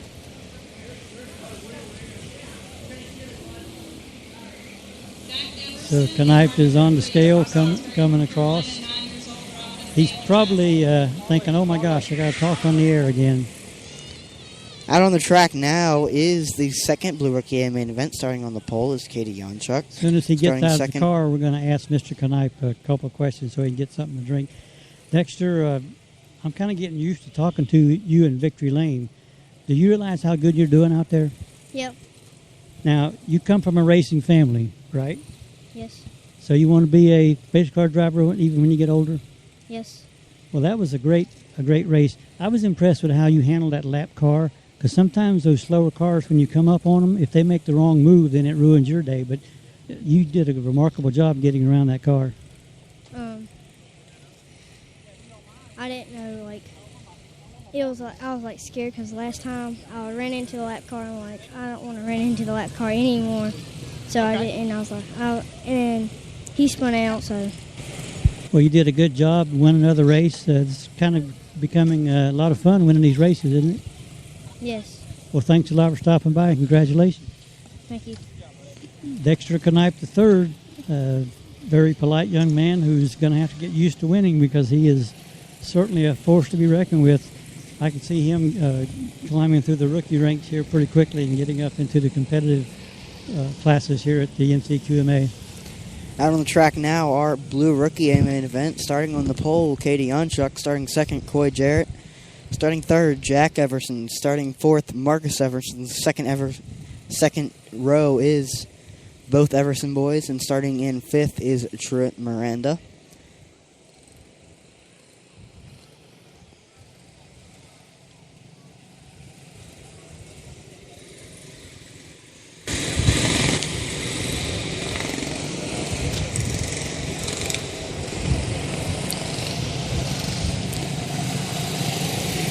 We get the one to go this time by Yonchuk.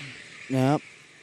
As the start is going to get called off, as Jarrett, that's Jack Everson and Truett Miranda are all stopped in turn number 2.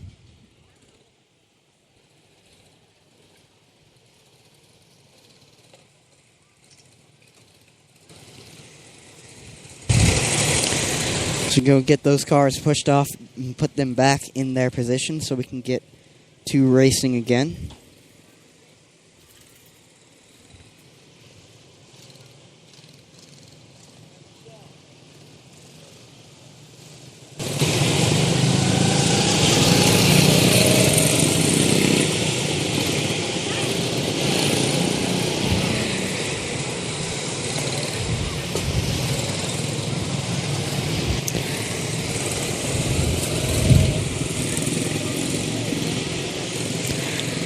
The drivers have pulled back into their running position, so we should get the one to go this time by. As we do get the one to go this time by. So down the back straightaway into turn number 3, green flag will not fly once again.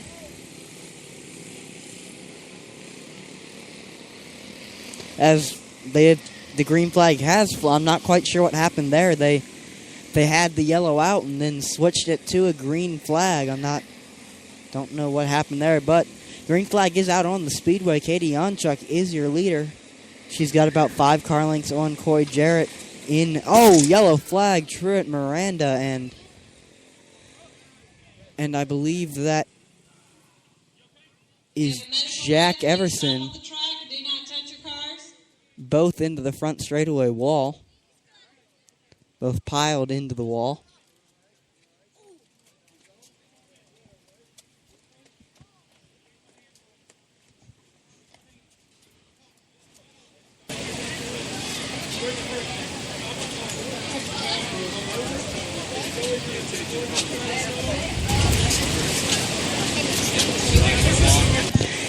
Looked like Miranda and Everson locked wheels in turns 3 and 4, got together and just lost all steering on both machines and had nowhere to go but straight, and straight just happened to be the wall.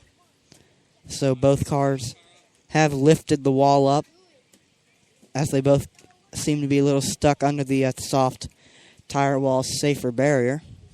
They're going to try and lift up the wall so they can pull these two machines out.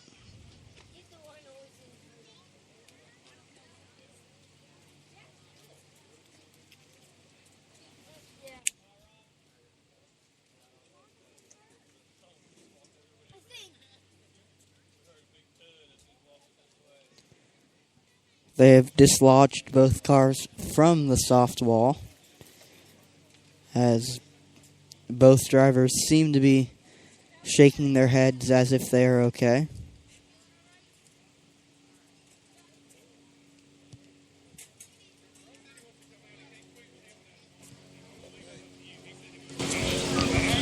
I'm back here at the snack shack talking to Lola. She's busy waiting on customers. It's one of the coolest spots on the track with all this shade by the building here.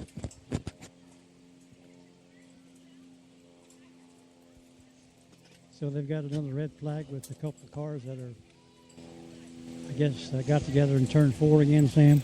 Yes.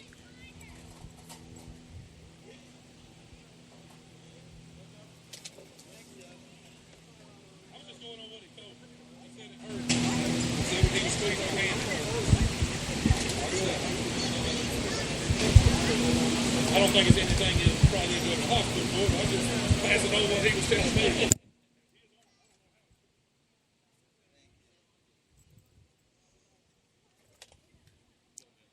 Giving the drivers some medical attention, make sure they're okay before we roll back off and continue racing.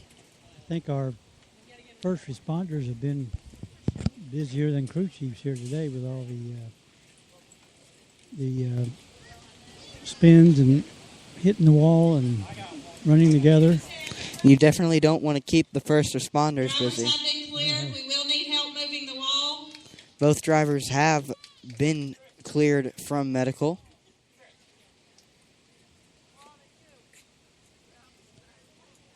It's always good news when the drivers are given the okay sign. Now, I heard you talking about rain earlier. Did you find some rain somewhere on the radar? Please come help move the wall. I've seen the same handlers moving the wall today. Please come help move the wall. If you're done racing today, please come help out. Looking at the radar, we're definitely good for a while. It doesn't look like, well, I got to get my weather app to switch to Futurecast first. So this is race number 7? Yes, so we've got 4 more races to go. Yes, we have. Oh, this is race number 8. We only got, once we get this race finished, we only got 3 races.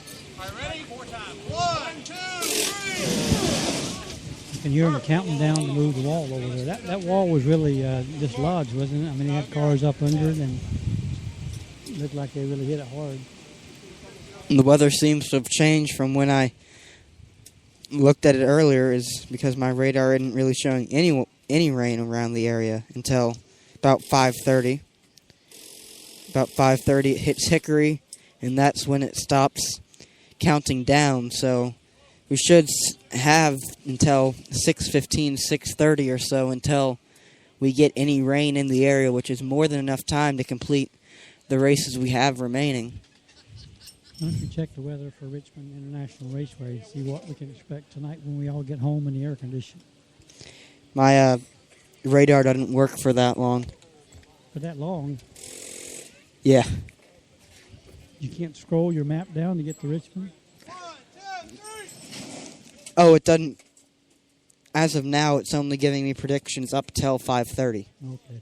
So I can't check and see Well, I'm here. how our nightly plans for Richmond will go. I'm here being entertained by Colton Curry. He's eating the cheese sticks, and he's really giving them a workover. Are they good? Yeah, he said they're good. Are you a cheese stick man, Mr. Hatfield? I'm not a big fan of the cheese stick, personally. No, I know my dad really likes the cheese sticks, especially from my sponsor, Duckworth Grill and Tap House. You are a chicken nugget fan, I know that. That's only here. When I go there, I get the ribs and the chicken wings. Did you say something, Mr. Curry? He was talking, then he quit talking. Did you want to say something too? No, they just want to look at the microphone. They don't want to talk. Okay, Colton has a word. This is Colton Curry. Bye-bye, Sam. Never come again. I think he shouted out something about Sam. I'm not sure what. I picked my name out of that and not really much else. Well, what is he, 5 years old, 6 years old? I have no idea how old he is. I'm not good with ages. I don't know how old my dad is. So You know, we've had, this is our third red flag of the day? third or fourth, we've definitely had plenty of extended red flag periods throughout today's activities. And this extreme heat makes everything go slower to begin with. Yeah. And having these drivers in these cars, when they do get in an accident, they're probably already dehydrated, and it just takes longer to get them to come back around and shake off these bumps and bruises, I guess. They're getting the wall pulled back in position, so hopefully they will get this race restarted. I'm going to walk back up toward the scale house, see if we can find out. I know we got one of the Everson cars up on the two wheels. They're trying to get it fixed. They're over here in the shade. You know, this is the smartest crew I've seen all day. They come in the shade to work on their cars. Yeah.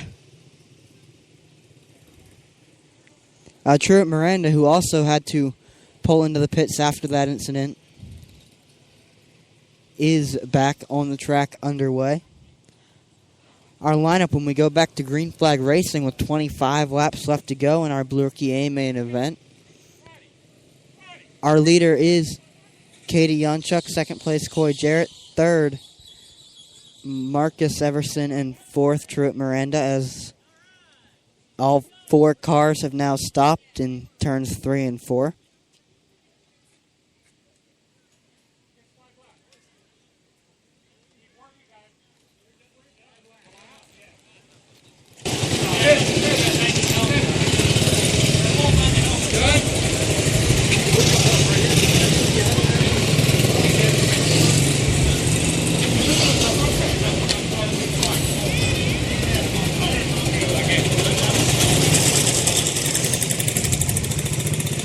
The 3 car of Jack Everson has the repairs completed on his car. He rolls back out onto the speedway, so both cars involved in that incident have been repaired and are back out on the racing surface.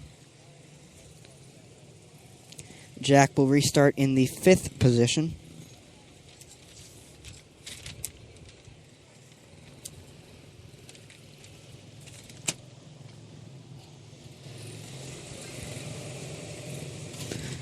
So our lineup, one to go this time by Yonchuk, Jarrett, Everson, Miranda, Everson as we head down the back straightaway in turn number 3, green flag. Back out in the air. Yonchuk clears Jarrett by about 3 car lengths on the start.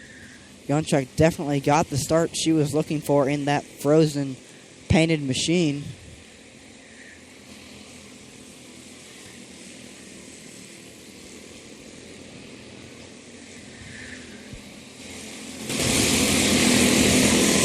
Running in second is Coy Jarrett. He's about half a straightaway behind Yonchuk. But then back to third as Jack Everson dives under both Truett Miranda and brother Marcus. He slides from 5th to 3rd. That was a great 3-wide pass there by Jack. So he then clears Marcus and Truett.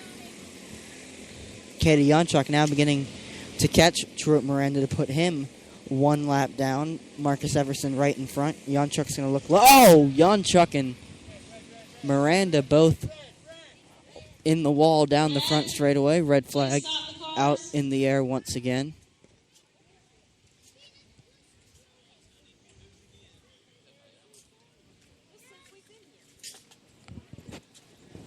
It's been a rough race.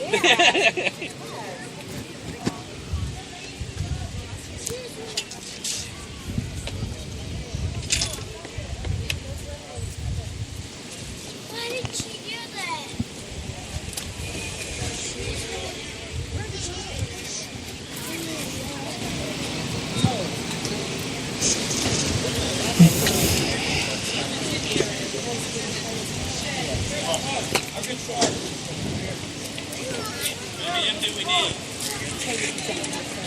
Pulling a dolly out on to the track once again. The front straightaway wall is taking a beating today. It's already not sitting flat after our last incident and taking even more of a beating now.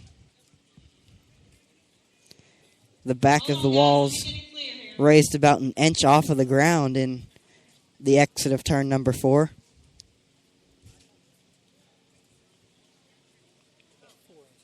About 4 inches, yeah.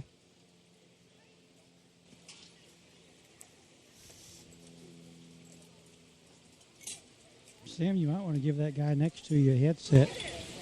Maybe he can offer some insight into what's going on here. He shakes his head. I don't think he wants to talk. He doesn't like being in the public view. There's nobody here but us 3 guys. I mean, He's just trying to get out of the sun. We're speaking, of course, of Sam's dad, who has been out here helping anybody that needs help. Now he's found him a shady spot, and I don't blame him. It seems like it's the middle of July here. It's unbelievably hot.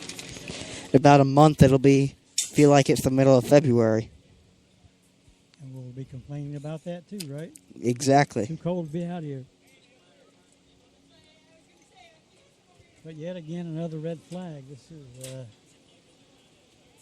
it's almost like a common occurrence today. Every race has a red flag.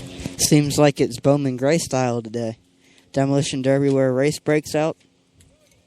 Now, from your vantage point, when Katie hit Truett, or I guess caught his front wheel, she was trying to lap him, is that correct? Yes. Trying to start-finish line, and then maybe she misjudged how far she was ahead of him, I don't know, and just kind of clipped him, which doesn't... I didn't quite see where she clipped him, because from my view there's a couple people standing at the fence in the pit, so I couldn't quite get a clean view of it. Looked like she drifted up when she came out of turn 4, and just kind of... He was there, but she drifted up, so... That very well may be it, just a rookie mistake by Katie in the rookie division. Still... She will restart, obviously, if the tail end of the field, as long as her car is still drivable. I don't think there's... Looks like her dad is by her car talking to her, so I'm sure that car is in... rough shape. Yeah, it's probably knocked out of the line a little bit. The front end's probably a little bit banged up, but they're still tending to Truett Miranda, trying to make sure that he's okay.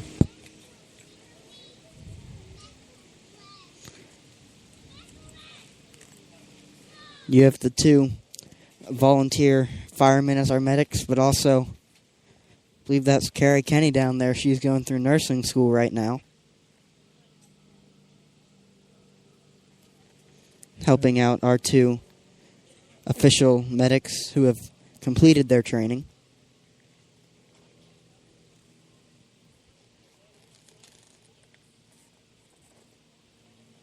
So you couldn't get me a weather report for Richmond. You didn't know if it was going to rain here or not. I think it's probably going to rain at about 6:30 or so. Okay. Now I want to ask you how late you stayed up last night, or when did you go to bed this morning? Put it that way. Because you've been yawning a lot. I think we worn you out today. The heat doesn't help at all, and then the long breaks when there's nothing to watch, it can get a little boring.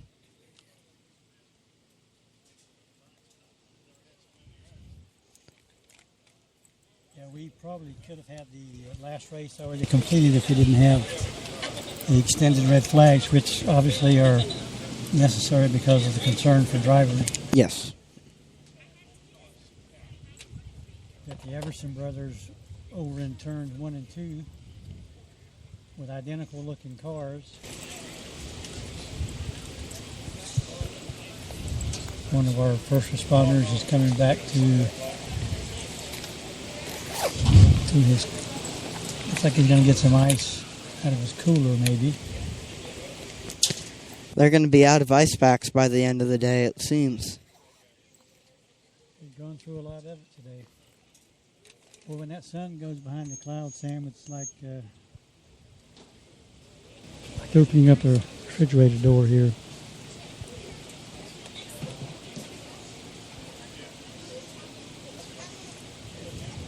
So do you have any more tests lined up for your driving career with any, you said that Mr. What was it, a Ford a Focus midget you were going to drive? The Honda HPD series is, And I believe, what they call it now, unless it's changed again. It didn't work out because of trailer issues with the car owner, I guess. And Yeah, unfortunately. Are you gonna maybe get another shot at that here soon, or? Hopefully I can get in that car sometime soon. Nothing really else has happened with that, but hopefully that will get rescheduled to another date in the near future. We do have the weather report from our meteorologist. The elder spokesman of the Hatfield family, who knows how to use the phone to get the weather for Richmond. And it's kind of like every day's been this week. We had a football game that was postponed Thursday. Got almost up to kickoff time, and it started lightning, so we didn't get to do that. And then last night, a lot of the games around Winston were delayed for 30 minutes to an hour because of lightning. And we had some pretty heavy rains come through Winston about 4:30, 5 o'clock last night. And I noticed the other day up at Richmond, too, they had they had so much rain up there, they had tires floating through the pits, and the crew members waiting over ankle-deep water trying to get to their trailers. It was. I think it was Jeffrey Earnhardt. They posted a video of him, and he just got in a tire and used it as a boat. That's one way to get around the track, I guess. They're still working on Truett Miranda. It looks like they're just taking their time to make sure that whatever he's saying is hurting them. You want to make sure they take care of it and they don't do anything that's going to further create any issues.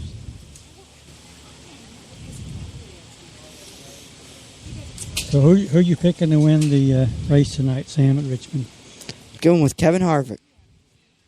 Why don't you go out on a limb and pick someone that hasn't won everything he's ever done?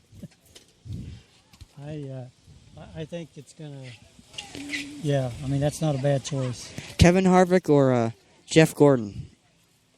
It was really a shame last week when Jeff had that, was it last week or 2 weeks ago when he had a tire went down early in the race, and it was like... Whatever last week wasn't a shame because Casey Kane won, so... Now, is Casey Chain a Cup driver or a Nationwide driver? I think you're a Casey Chain fan, aren't you? Yes, I am. Well, you know what? You got a great driver as your favorite. He's a great young man, great driver, and drives for a pretty good team. That always helps. Yes, definitely helps when you drive for Hendrick. So now we've got, it looks like Mr. Curry is walking away from the incident, and Truitt is climbing out of the car to an ovation of all the fans and fellow competitors. And he is got an ice pack on his hand, and Mom picks him up. The driver has been cleared. So They're going to lift the machine of Katie Yunchuk over the wall. Now that Truitt has been cleared, they are free to start working on the car. So they begin to work on the car the second they set it down in a pit box. Or at least halfway in a pit box. looks like we've got 3 or 4 people helping work on Katie's car. Like Andy Loden, I think, is in front. It's Mr. Painter. Mr. Painter. And Mr. Anderson. And, of course, Mr. Yunchuk.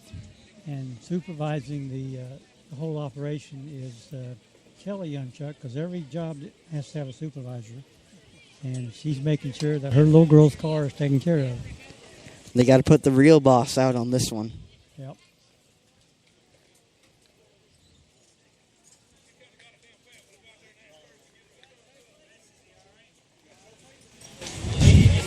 So our delay is almost over. They still do have the red light flashing on the track. I don't know if they just forgot to Put the helmet back on the carriage. They're waiting to put helmets and strap back in the drivers as they took off their helmets in order to help make them a little cooler, and also probably loosened up the belts a little bit, as it's not very comfortable when you're sitting there with your belts as tight as they can go. So when you're sitting for a while, you normally tend to loosen them up just a little bit, as now they have begun to roll again.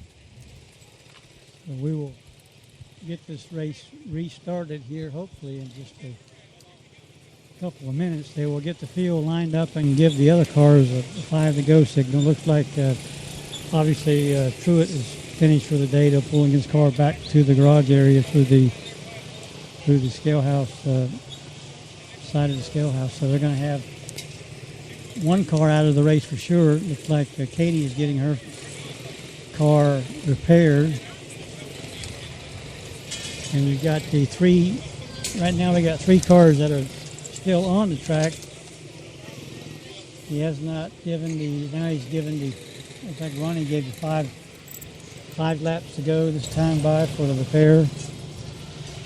So you got Coy Jarrett leading the race, and then you got the Everson brothers running second and third, and Miss Yunchuk just fired up, got her car fired up and entered the track on turn 2, so she'll join the field in the 4th position. 17 laps left to go in the Blue Rookie A main event number 2, when we will go back to racing.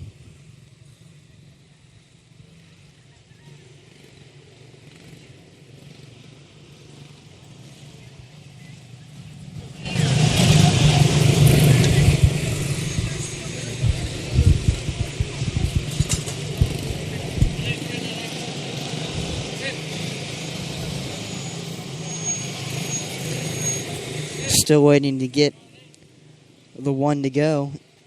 Coy Jarrett is your leader, running second. Jack Everson third. Marcus Everson, and 4th is Katie Yunchuk.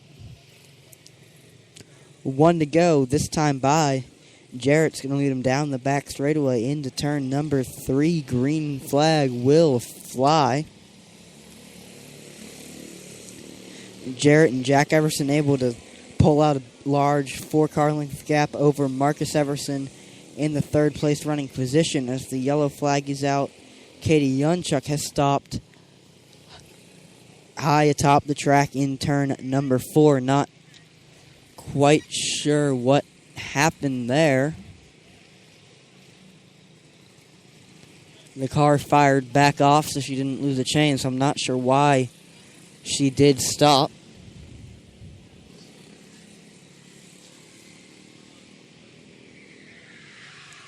As she is trying to catch back up to the pack and goes for the spin cycle in turn number 2.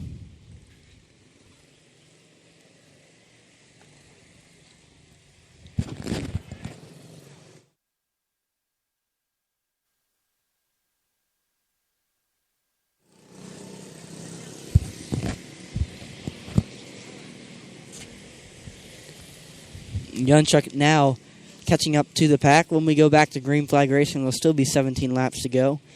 Coy Jarrett, Jack Everson, Marcus Everson, Katie Yunchuk, your lineup. Blue Rookie A main event number 2. The Blue Rookie event does have a 20-minute time limit. However, that does stop under medical red flag conditions, which is the reason we have not timed out yet. Green flag back out in the air.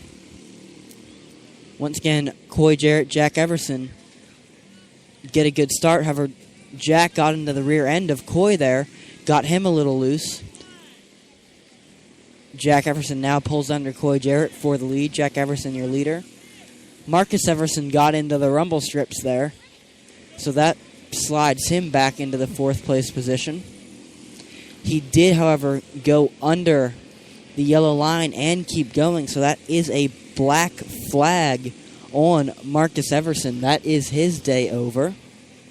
That is a DQ if you go under the rumble strips and go back out and keep running. With 10 laps to go, your leader is Jack Everson, running second, Coy Jarrett, and running in third, Katie Yunchuk. Jack Everson definitely seems to have the quickest car out on track as he is your leader, about a straightaway over Coy Jarrett and then back to Katie Yunchuk. Yunchuk, she started on the pole, however has not had quite the car she would like after that incident with Miranda earlier. She's running back in the 3rd place running position. However, Yunchuk has begun to catch up to Coy Jarrett. Battle for second now beginning to take place. Yunchuk about a car length behind Jarrett for the 2nd place running position with 3 to go this time by. Slow green flag in the air for Jack Everson this time around. He's going to take the white flag as he rounds turn 4 one more time around the speedway for Jack Everson. As the checkered flag falls on the 24 hours of Blue Rookie, Jack Everson takes home the win. Coy Jarrett able to hold off Yunchuk for 2nd, and then Katie Yunchuk will finish 3rd. Marcus Everson, who was DQ'd due to going under the rumble strips, finishes 4th. And Truett Miranda will take the 5th place finishing position. So that concludes our 2nd Red Rookie A-Man event. 3 races left to go. 3 races are left to go next. Light World Formula, Heavy Honda, and Light 160. Hopefully these races go by a little quicker than our past few.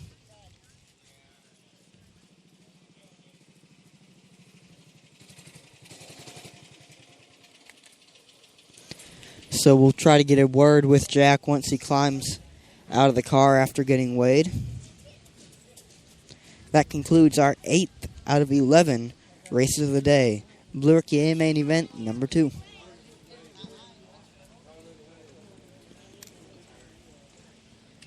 I don't think you'll be here next week either, will you? I'm going to be in the mountains. I'm taking vacation. I hear you, bud. I bet it's 30 degrees in the mountains. I guarantee you. I'd like to take this opportunity to thank Flash Products for sponsoring Tracking Live and all live coverage of the races here at NCQMA Speedway. You gonna be here? The next race at the NCQMA Speedway is on September the 13th. However, due to Mike Pettaway going on vacation, we will not be covering that event. The next race you can hear live on triadsportscoverage.com is the 11th Championship Point Series race on the 20th of September. We're going to get a word with Mr.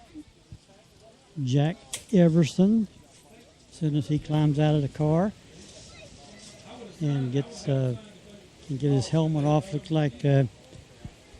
Lucas Sipka is helping him get unbuckled. We'll get him over here. I prefer to interview these kids in the shade if that's okay with them.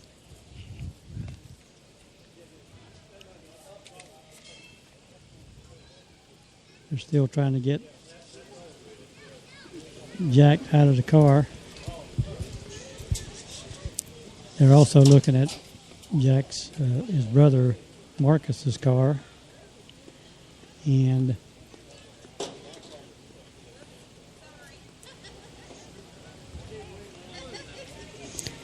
Katie comes over and congratulates Jack for winning the race, which is very good sportsmanship. Formula A main event. In car number 1 is Gage Painter from Statesville, North Carolina, 9 years old. We'll see if we can get a word with Jack. He's got a minute to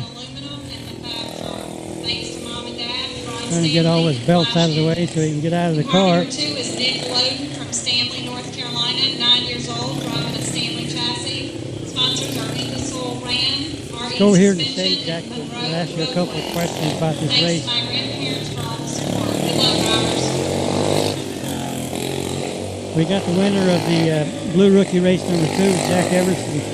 Jack, that was first of all, how did that long red flag? Is it hot sitting out there? Yeah, it was really hot until I got to the umbrella. Well, they brought you some shade and you were able to tolerate that heat.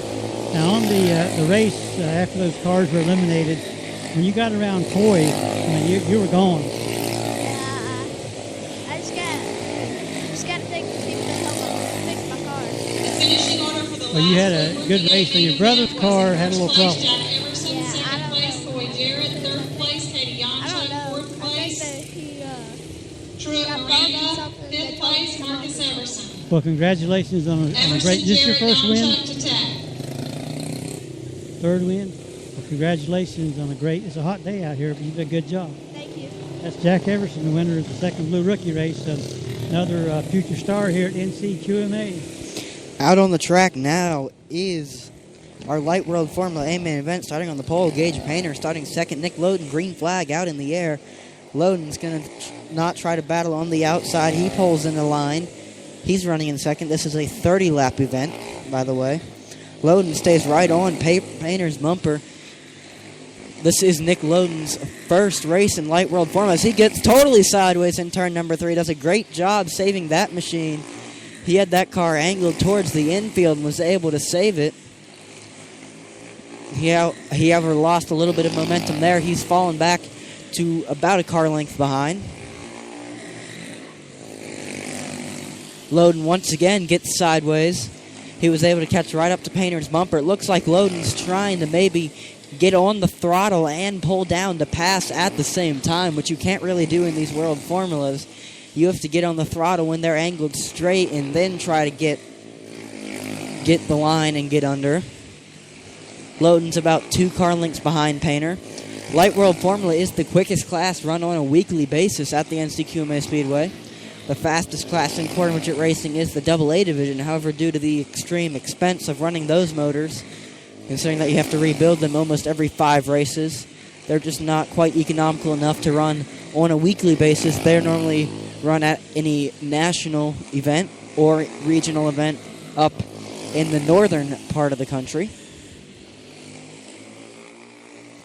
With 15 laps to go, Nick Loden currently has about a 2 car length deficit to Gage Painter. Painter is your leader, about 2-3 car lengths ahead of Loden.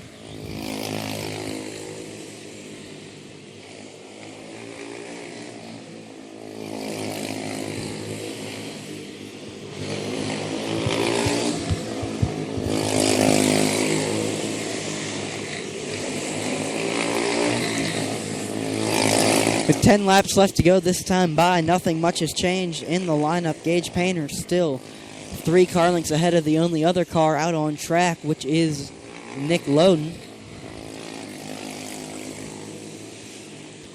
The Light World Formula cars and the AA cars are the only cars in quarter midgets where, except for when you're running at the high banks of the Kalamazoo Speedway up in Kalamazoo, Michigan, where you have to actually let out of the throttle in order to let the car get through the corner. If you don't let out of the car, that car will just get totally sideways.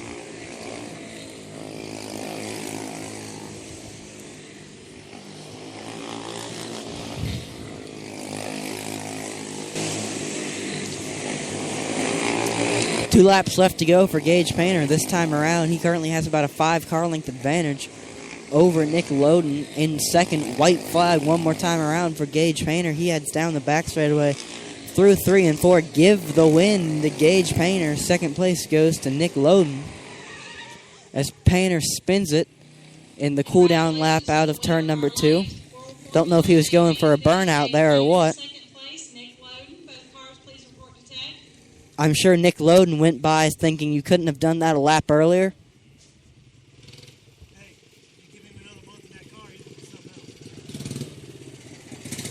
So Gage Painter is the winner, and as you said, he's spun out on the after the checker flag. He came around turn 2 and spun out on the backstretch, but he'd already taken a checker flag, so he is the winner. His dad goes out and pushes the car off to get it restarted. He will do his victory lap. Hopefully we can get a word with both Nick and Gage. That was Nick Loden's first World Formula race, so they're able to keep it straight the whole 35-lapper, and he looked relatively fast. When he gets more time behind the wheel of that car, he'll definitely be a force to be reckoned with in the World Formula division. We'll see if we get a word with Nick when he comes through the scale house.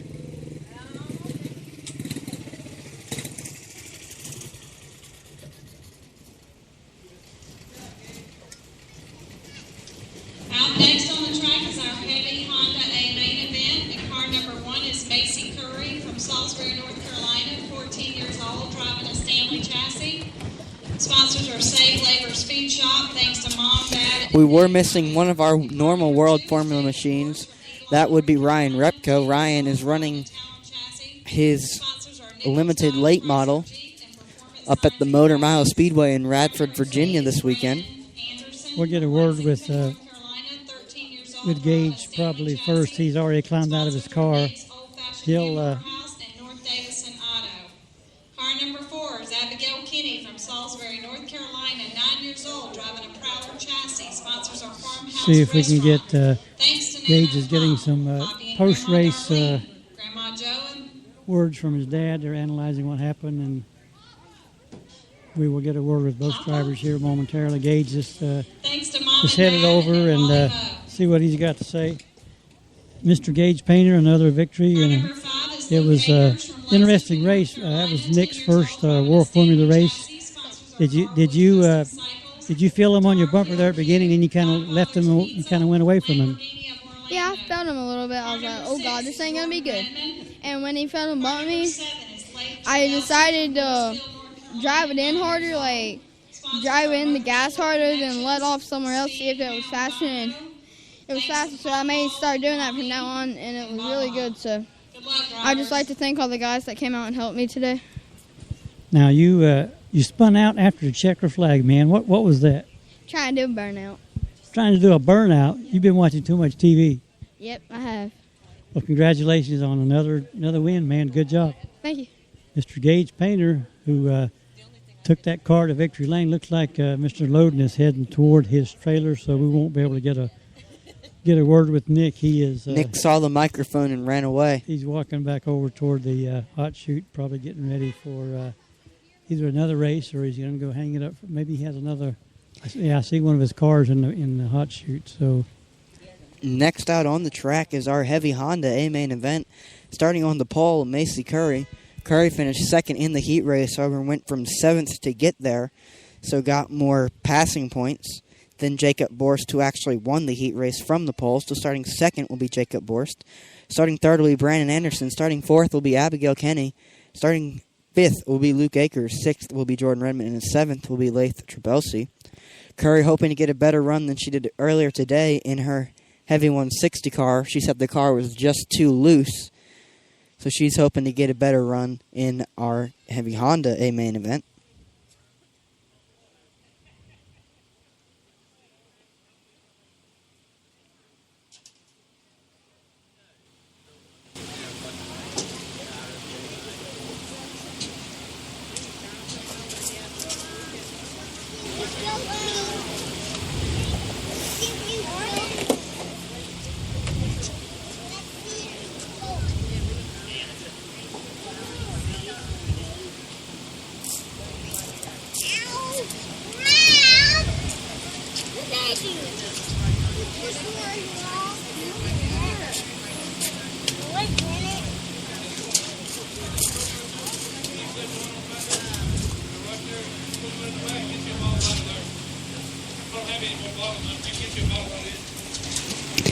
Still waiting to get all of our drivers in their Heavy Honda machines. We should be getting that race rolled out momentarily.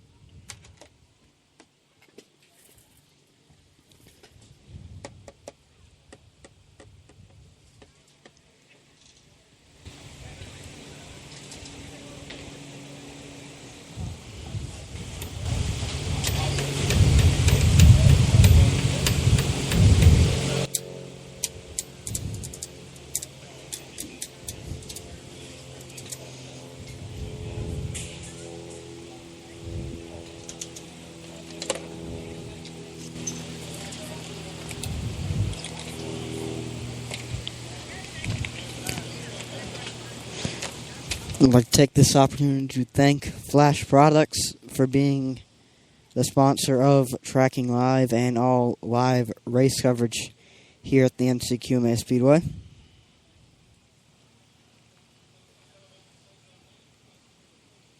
So they are getting ready for the Heavy Honda main event with a 7-car field. Front row with Macy Curry and Jacob Borst, 2 very strong cars. Macy, of course, had an issue earlier today and didn't have a very good finish. And hopefully this car will hold up, and they got it set up right. She can be competitive because she likes to run up front. So they are starting to push the cars onto the track. 35 laps of some pretty intense racing here ahead of us, and hopefully we can get through the 35 laps caution-free and let these kids show what kind of talent they got. I know Jacob Borst and Macy Curry are both going to be tough to stay with up front because they are 2 of the strongest cars here. We're going to turn it back over to Mr. Hatfield as the cars do their warm-up laps, and they'll be going green here in just a little bit. 30-second warm-up is underway for our Heavy Honda A main event.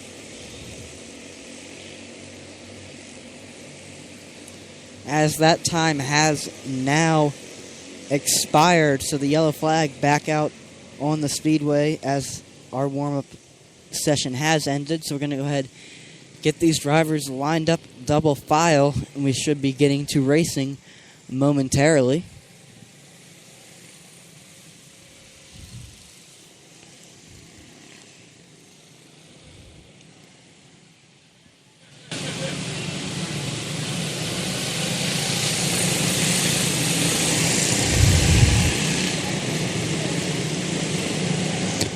We have all the drivers in line. We're going to get the 1 to go once the drivers slow down a little. They're a little too excited, going a little too quick under yellow for Chief Starter Nick Wilt's liking.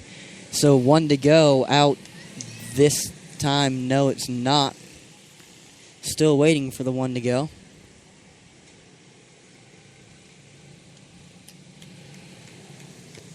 We get the 1 to go this time by front row. Curry and Borst. Going to lead him down the back straightaway into turn number 3. Green flag in the air. Abigail Kenny able to pull from 4th right in line, keep her fourth place running position as the yellow flag is out. Luke Akers sitting sideways in turn number 2. Good break for Jacob Borst there. He couldn't pull back in line until the third place position. However, due to the spin of Akers, he's going to be able to get back into his second place starting position with a single file restart. Second place is always one of the worst spots to start. You wouldn't think it would be, but the high side on any quarter midget track is just a curse.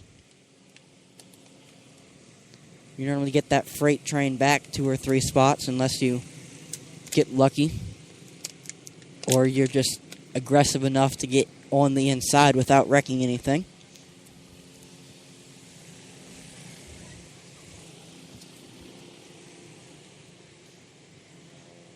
Which is hard to do.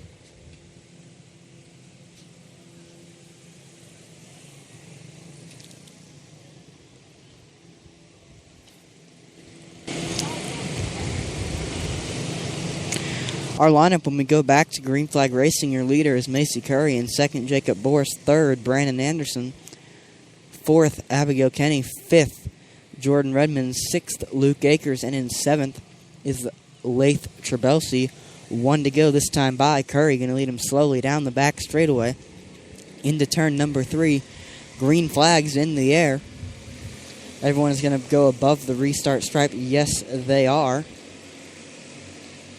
Jacob Borst right on Curry's back bumper on the restart. He got a good restart. And then it's about half a car length back to Brandon Anderson in third. Anderson is checked out from Abigail Kenny. He's got about 3 car lengths that have her. Kenny is in the 4th place running position. Jacob Borst now right on Macy's Curry's bumper. He's going to look low down the front straightaway, gets the job done, hands the lead over to Jacob Borst. Curry slides back to second with 30 laps to go.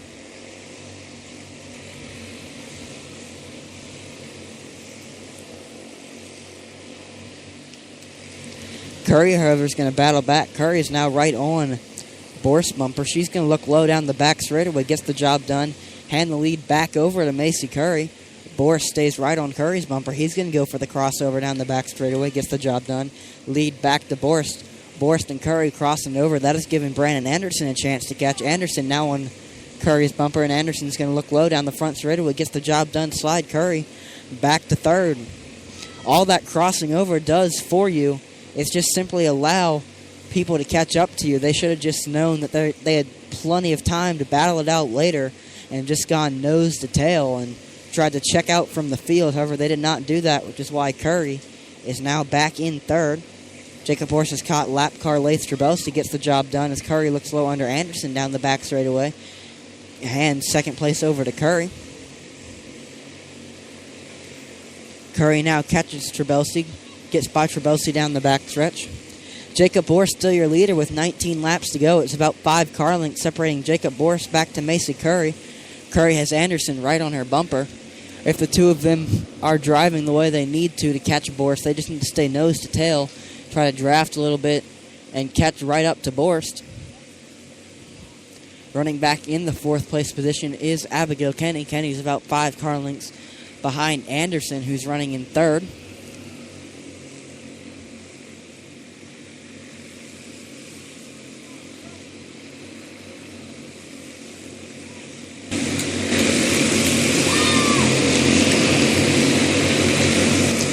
Macy Curry now beginning to close the gap on Jacob Borst. That gap between the leader of Jacob Borst and Macy Curry is about 3 car lengths now.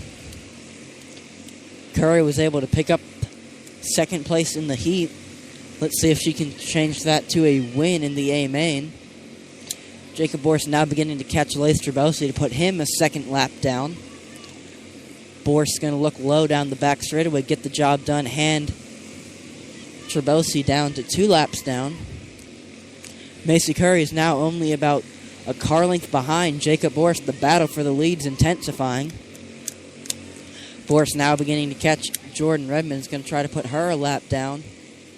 Borst looks slow down the back straightaway, puts Redmond a lap down. Curry not able to make the pass on the back straightaway, loses a little bit of momentum there. Still about 3 car lengths separating Curry and Borst. Third is still Brandon Anderson. Fourth, Abigail Kenny. 3 laps left to go this time by for Macy Curry. She's still 3 car lengths behind. Boris doesn't look like she's going to be able to get the job done. Slow, green flag, 2 to go this time by.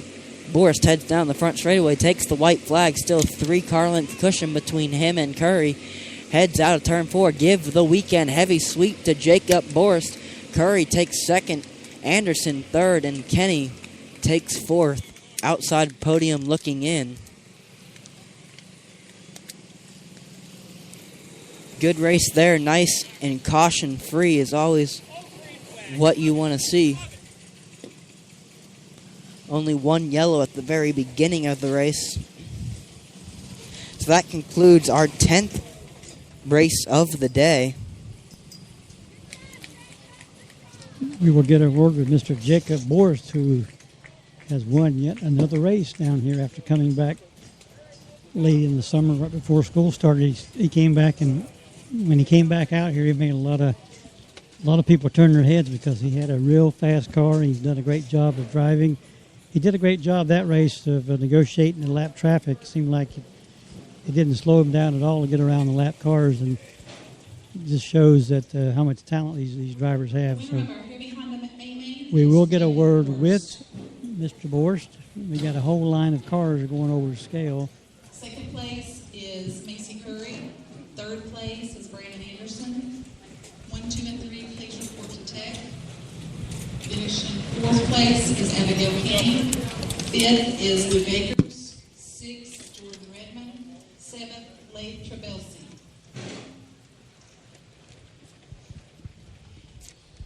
So the cars are all coming through the scale house. We'll scat it away until they get them all pulled through and get their trailers, get their I guess you call them war wagons, so they can put the cars up on their wagons and pull them back to their trailers. Some of them have to go through tech, so they'll have some of them will be staying here. But Mr. Borst comes across the scale in good shape, so we're going to see how it feels to win 2 races here. Next out on the track will be our Light 160A main event. That will be our final event of the day. Starting on the pole, Nick Loden starting second, Gage Painter starting third, Levi Riffle starting fourth, John Michael Repko starting fifth, Connor Yunchuk, and starting sixth is Delana Hodge. I'm not sure if Delana will be able to make the call or not after that wreck she was in earlier today. They're trying to get Mr. Boris disconnected from the car. He gets his gloves off, and his mom is who's actually the crew chief today because Justin had to work today and couldn't make it down to the track. So today it's mom taking charge of the team, and I think Justin can be pretty proud because young Jacob picks up 2 wins. Mom did a good job taking charge of the Borst operation today. He really did. We're going to get a word with Jacob. He's trying to catch his breath after a pretty hot race. Well, Jacob, you went 2 for 2 today, and you and Macy had a battle. But I was impressed how you handled lap traffic. They didn't slow you down. You were able to get around them. Does that always concern you when you come around and you got some cars that are slower, particularly going around a corner and not knowing where they're going to go? If they're loose sometimes, but today we got by them because every time we came out of the corner, we got them just in time to get past them. So we were lucky, and Macy, she had a fast car, and we battled for a little bit at the beginning of the race, and then I guess I pulled away. Now, I've been making a comment about how you come back after being gone for a while, and you came back like gangbusters. I mean, you win. And, of course, your dad's working today. He's not here. But you did a tremendous job. And Mom's running the team today. She does okay, doesn't she? Yeah. Jerry Riffle helped us. Boshell helped us in this race. So we had a lot of people. I want to thank Nichols Dodge, my dad signed stuff, and y'all. So another win for Jacob Borst, and you'll be back next 2 weeks from now. We have another race here, and we'll look forward to probably seeing you in Victory Lane again. Yes, sir. Thank you. Is he going up to Columbus next Are weekend? you going up to Columbus to race next weekend? Yes, sir. He is going to Columbus, so bring back some trophies from Columbus.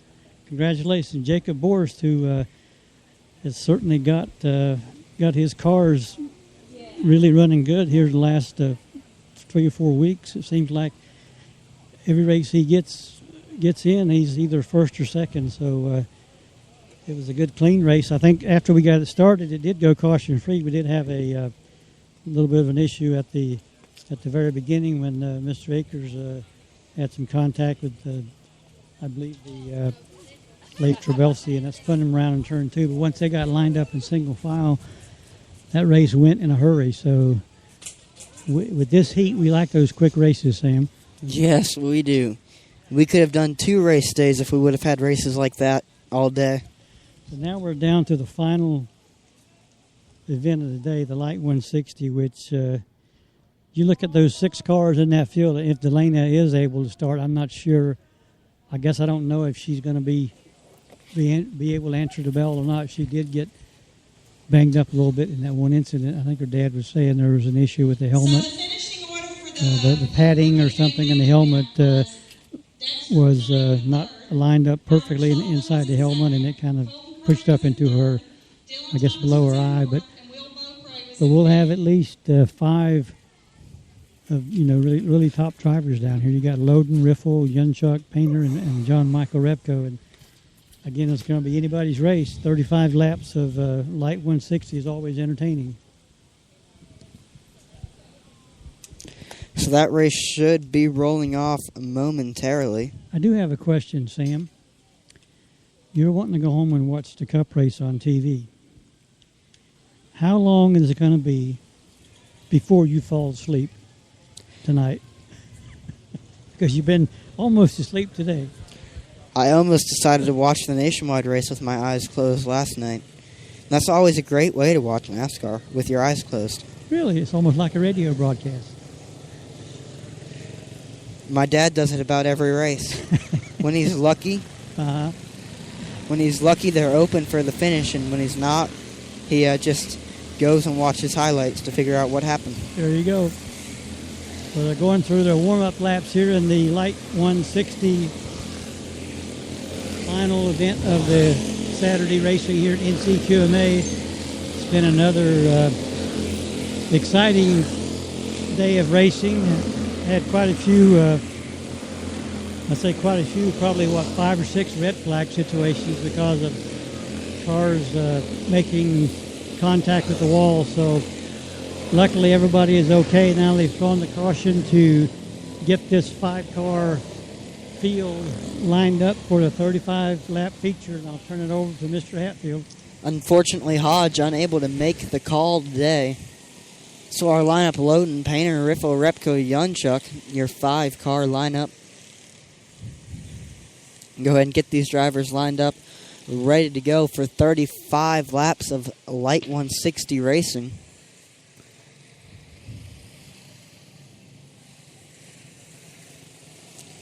We get the 1 to go this time by.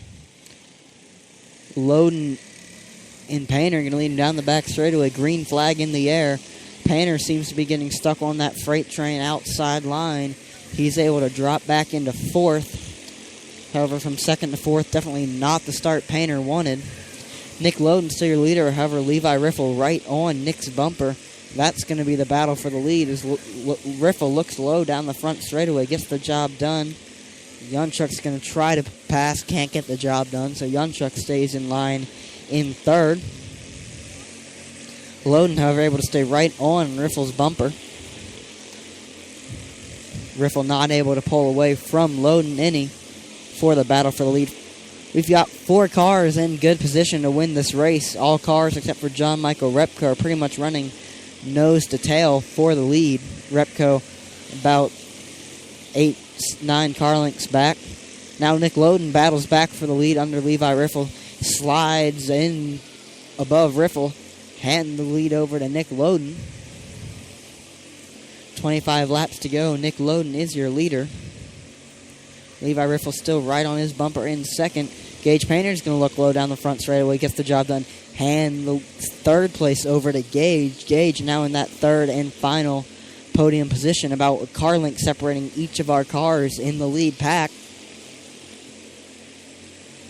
Gage Painter is now caught up to Levi Riffle. Painter's going to try to battle Riffle for second. Painter's car seems to be a little better on the long run as he gets under Riffle down the front straightaway there. So Hand second over to Gage Painter. He now sets his sights on Nick Loden in that red and black Ingersoll Rand machine with 20 laps left to go.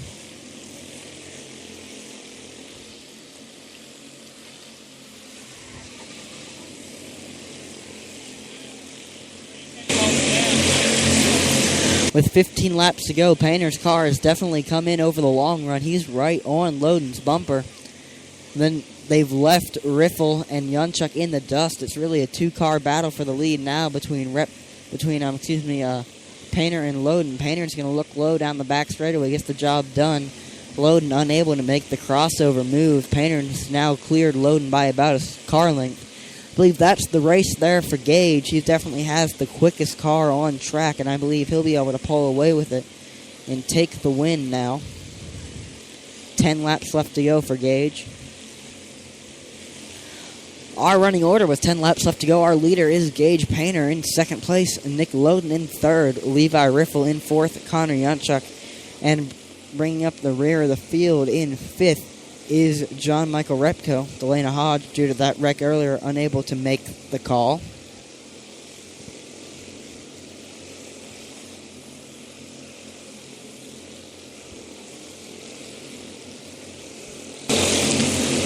Five laps left to go. Gage, yellow flag.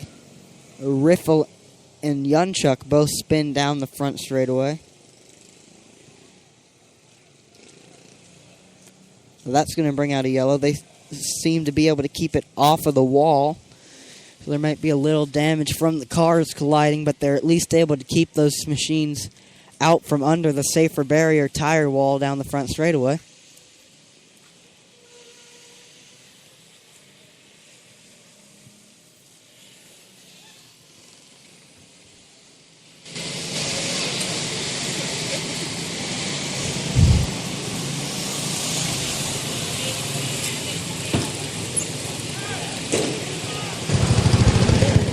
This caution is probably something that Gage Painter didn't want to see. He had about a 3 to 4 car lengths advantage over Nick Loden, but now he's going to restart with Nick on his bumper, and we know that Nick has a quick car, but also Mr. Painter, we know he's a pretty savvy driver. He knows how to get around the track, and he's going to be faced with a pretty good challenge here in these final 6 laps, see if he can hold off Nick Loden. Painter's car earlier in the run definitely looked like it didn't really come in until later on in the run. It seemed to be more of a long run car, so we'll see if that was just because he might not have got his tires heated up the way he wants, or if the car's just simply set up to go on the long run, as it seemed to be the opposite for Loden. Loden seemed to have the better short run car. So we'll see how that plays out in our 6 laps left to go battle for the lead. Took Painter's car really about 10 laps to come into its quickest speed earlier, to where Loden's car, as I said, was in right away, so we'll have to see how that plays out. Our restart with 6 laps left to go. Leader Gage Painter, second place Nick Loden. Due to the wreck, John Michael Repko pulls up into third, Connor Yunchuk in fourth, and Levi Riffle will be in fifth. But you're right, Gage took him a few laps to get his car really going, and he's only got 6 laps here. So if Nick can get around him, it might be Nick's chance to win this race if he can just get around Gage here early. Green flag this time by down the back straightaway. Nick able to stay right on Painter's bumper. They get a good jump over John Michael Repko in second. Loden and Painter still bumper to bumper. Painter hasn't been able to pull out to that car length lead he had earlier. So Loden's car definitely seems to be better due to the short run. However, he's still unable to get by Painter. 3 laps left to go, and now Painter's car has come into light. It's sped up to about a car length advantage over Loden. 2 to go this time by. Now it's up to 2 car lengths. White flag took Painter's car about 3-4 laps to come in, and Loden wasn't able to capitalize on that as checkered flag goes to Gage Painter, second to Nick Loden, third to Connor Yonchuk, fourth to Levi Riffle, fifth to John Michael Repko. As that concludes the Light 160A main event, our final race of the day.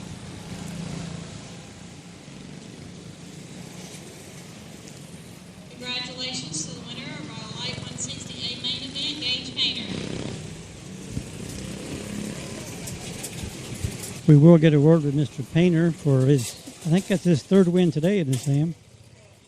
I believe that is. I believe he swept the day. So he had a 3-for-3 day at the plate, which would be Hall of Fame numbers in baseball. So we'll see what he has to say about this race, because it was a good battle with Nick Loden, but once Gage's car came in, it was the fastest car out there. Yes, it was. So we'll try to get a quick interview with Gage before we sign off. Probably. We will get a word with Mr. Painter because he is always fun to talk to. You could say that. So we've got another scale house full of cars. Gauges. That is the last race of the day.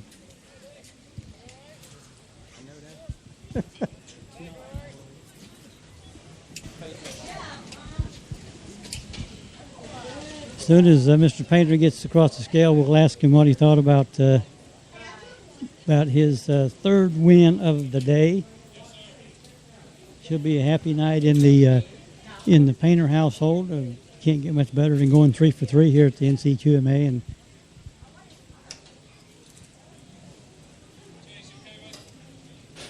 so here comes Mr. Painter again with his dad pushing him out of the.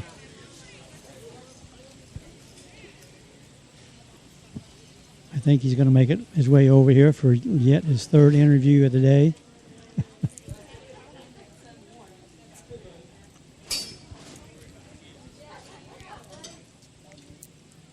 So here he comes, Mr. Gage Painter. Another Gage, I think that's 3-for-3 today. Did you eat your Wheaties this morning? I don't know. Well, and you had a great car, but Nick gave you quite a battle. But we noticed that the first few laps, your car hadn't quite come in, but once it did, you were like on a rocket ship out there. My dad said it's going to be loose for the first few laps. I was like, okay, and he said it would be good for the middle and the ends. I thought that would be good as long as it gets good at one point, I'll be good with it. Were you concerned on that restart with just 6 laps to go and you bring Nick back on your bumper on the restart? Nick was bumping me, so I was like, he's coming, so I better protect the bottom. This coming out of turn 2, 3, and 4. And I did that, and he didn't get under me, so it's probably good. Well, congratulations on winning 3 races today. It was a good performance and great driving. Thank you. That was Gage Painter with 3 wins in 3 races. Great performance by all the young drivers today. It was a tough day for some drivers. Had a few bumps and bruises along the way, but everybody I think is okay when we're all said and done with it. But a great day of racing. Really a warm day out here at NCQMA. As a matter of fact, it was more than warm. It was actually hot. So we're going to sign off here momentarily. We've got just want to let people know that on Wednesday we will be doing the Salem College soccer game. I think the game is scheduled for 5 o'clock, and we'll probably be on the air at 4:45. And next, that'll be our only broadcast next week, because as Sam has said 10,000 times, I'm going on vacation, my first vacation since I retired 7 years ago. So I'm going to go up to the mountains and enjoy a long weekend. But we will be back on the air on the 20th of September for the 11th race of the weekend series here at the NCQMA. I want to say congratulations to all the winners, and want to give a special shout out to our firemen who are the first responders. They, so to speak, earned their pay today, because it seems like every time you turned around, they were out there at the at the aid of these young drivers. And believe me, folks, if you have young kids, you know how terrifying it can be when your child is under any kind of stress or duress or any kind of pain. And these gentlemen went out there and calmed these kids down and assured them that everything was going to be okay. And those are the kind of things that make this such a great track, and like they say, the best track in the country. So my hats are off to the firemen that come out here and make sure that our kids are all safe and they all get to climb out of the car and walk home and have fun. So we appreciate their efforts. Appreciate Mr. Hatfield's again a great call of the races. He's going to start cleaning up our Hollywood studio here on the in turn number 4.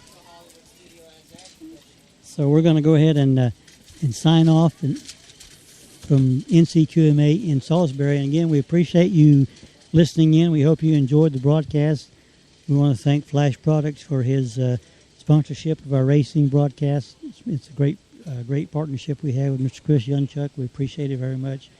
I want to thank Mr. D. Jarnett for providing a tent to keep us from baking in the sun today. So until Wednesday at 4:45, when we bring you the Salem College soccer game, this is Mike Pettaway saying thanks for joining us and be safe.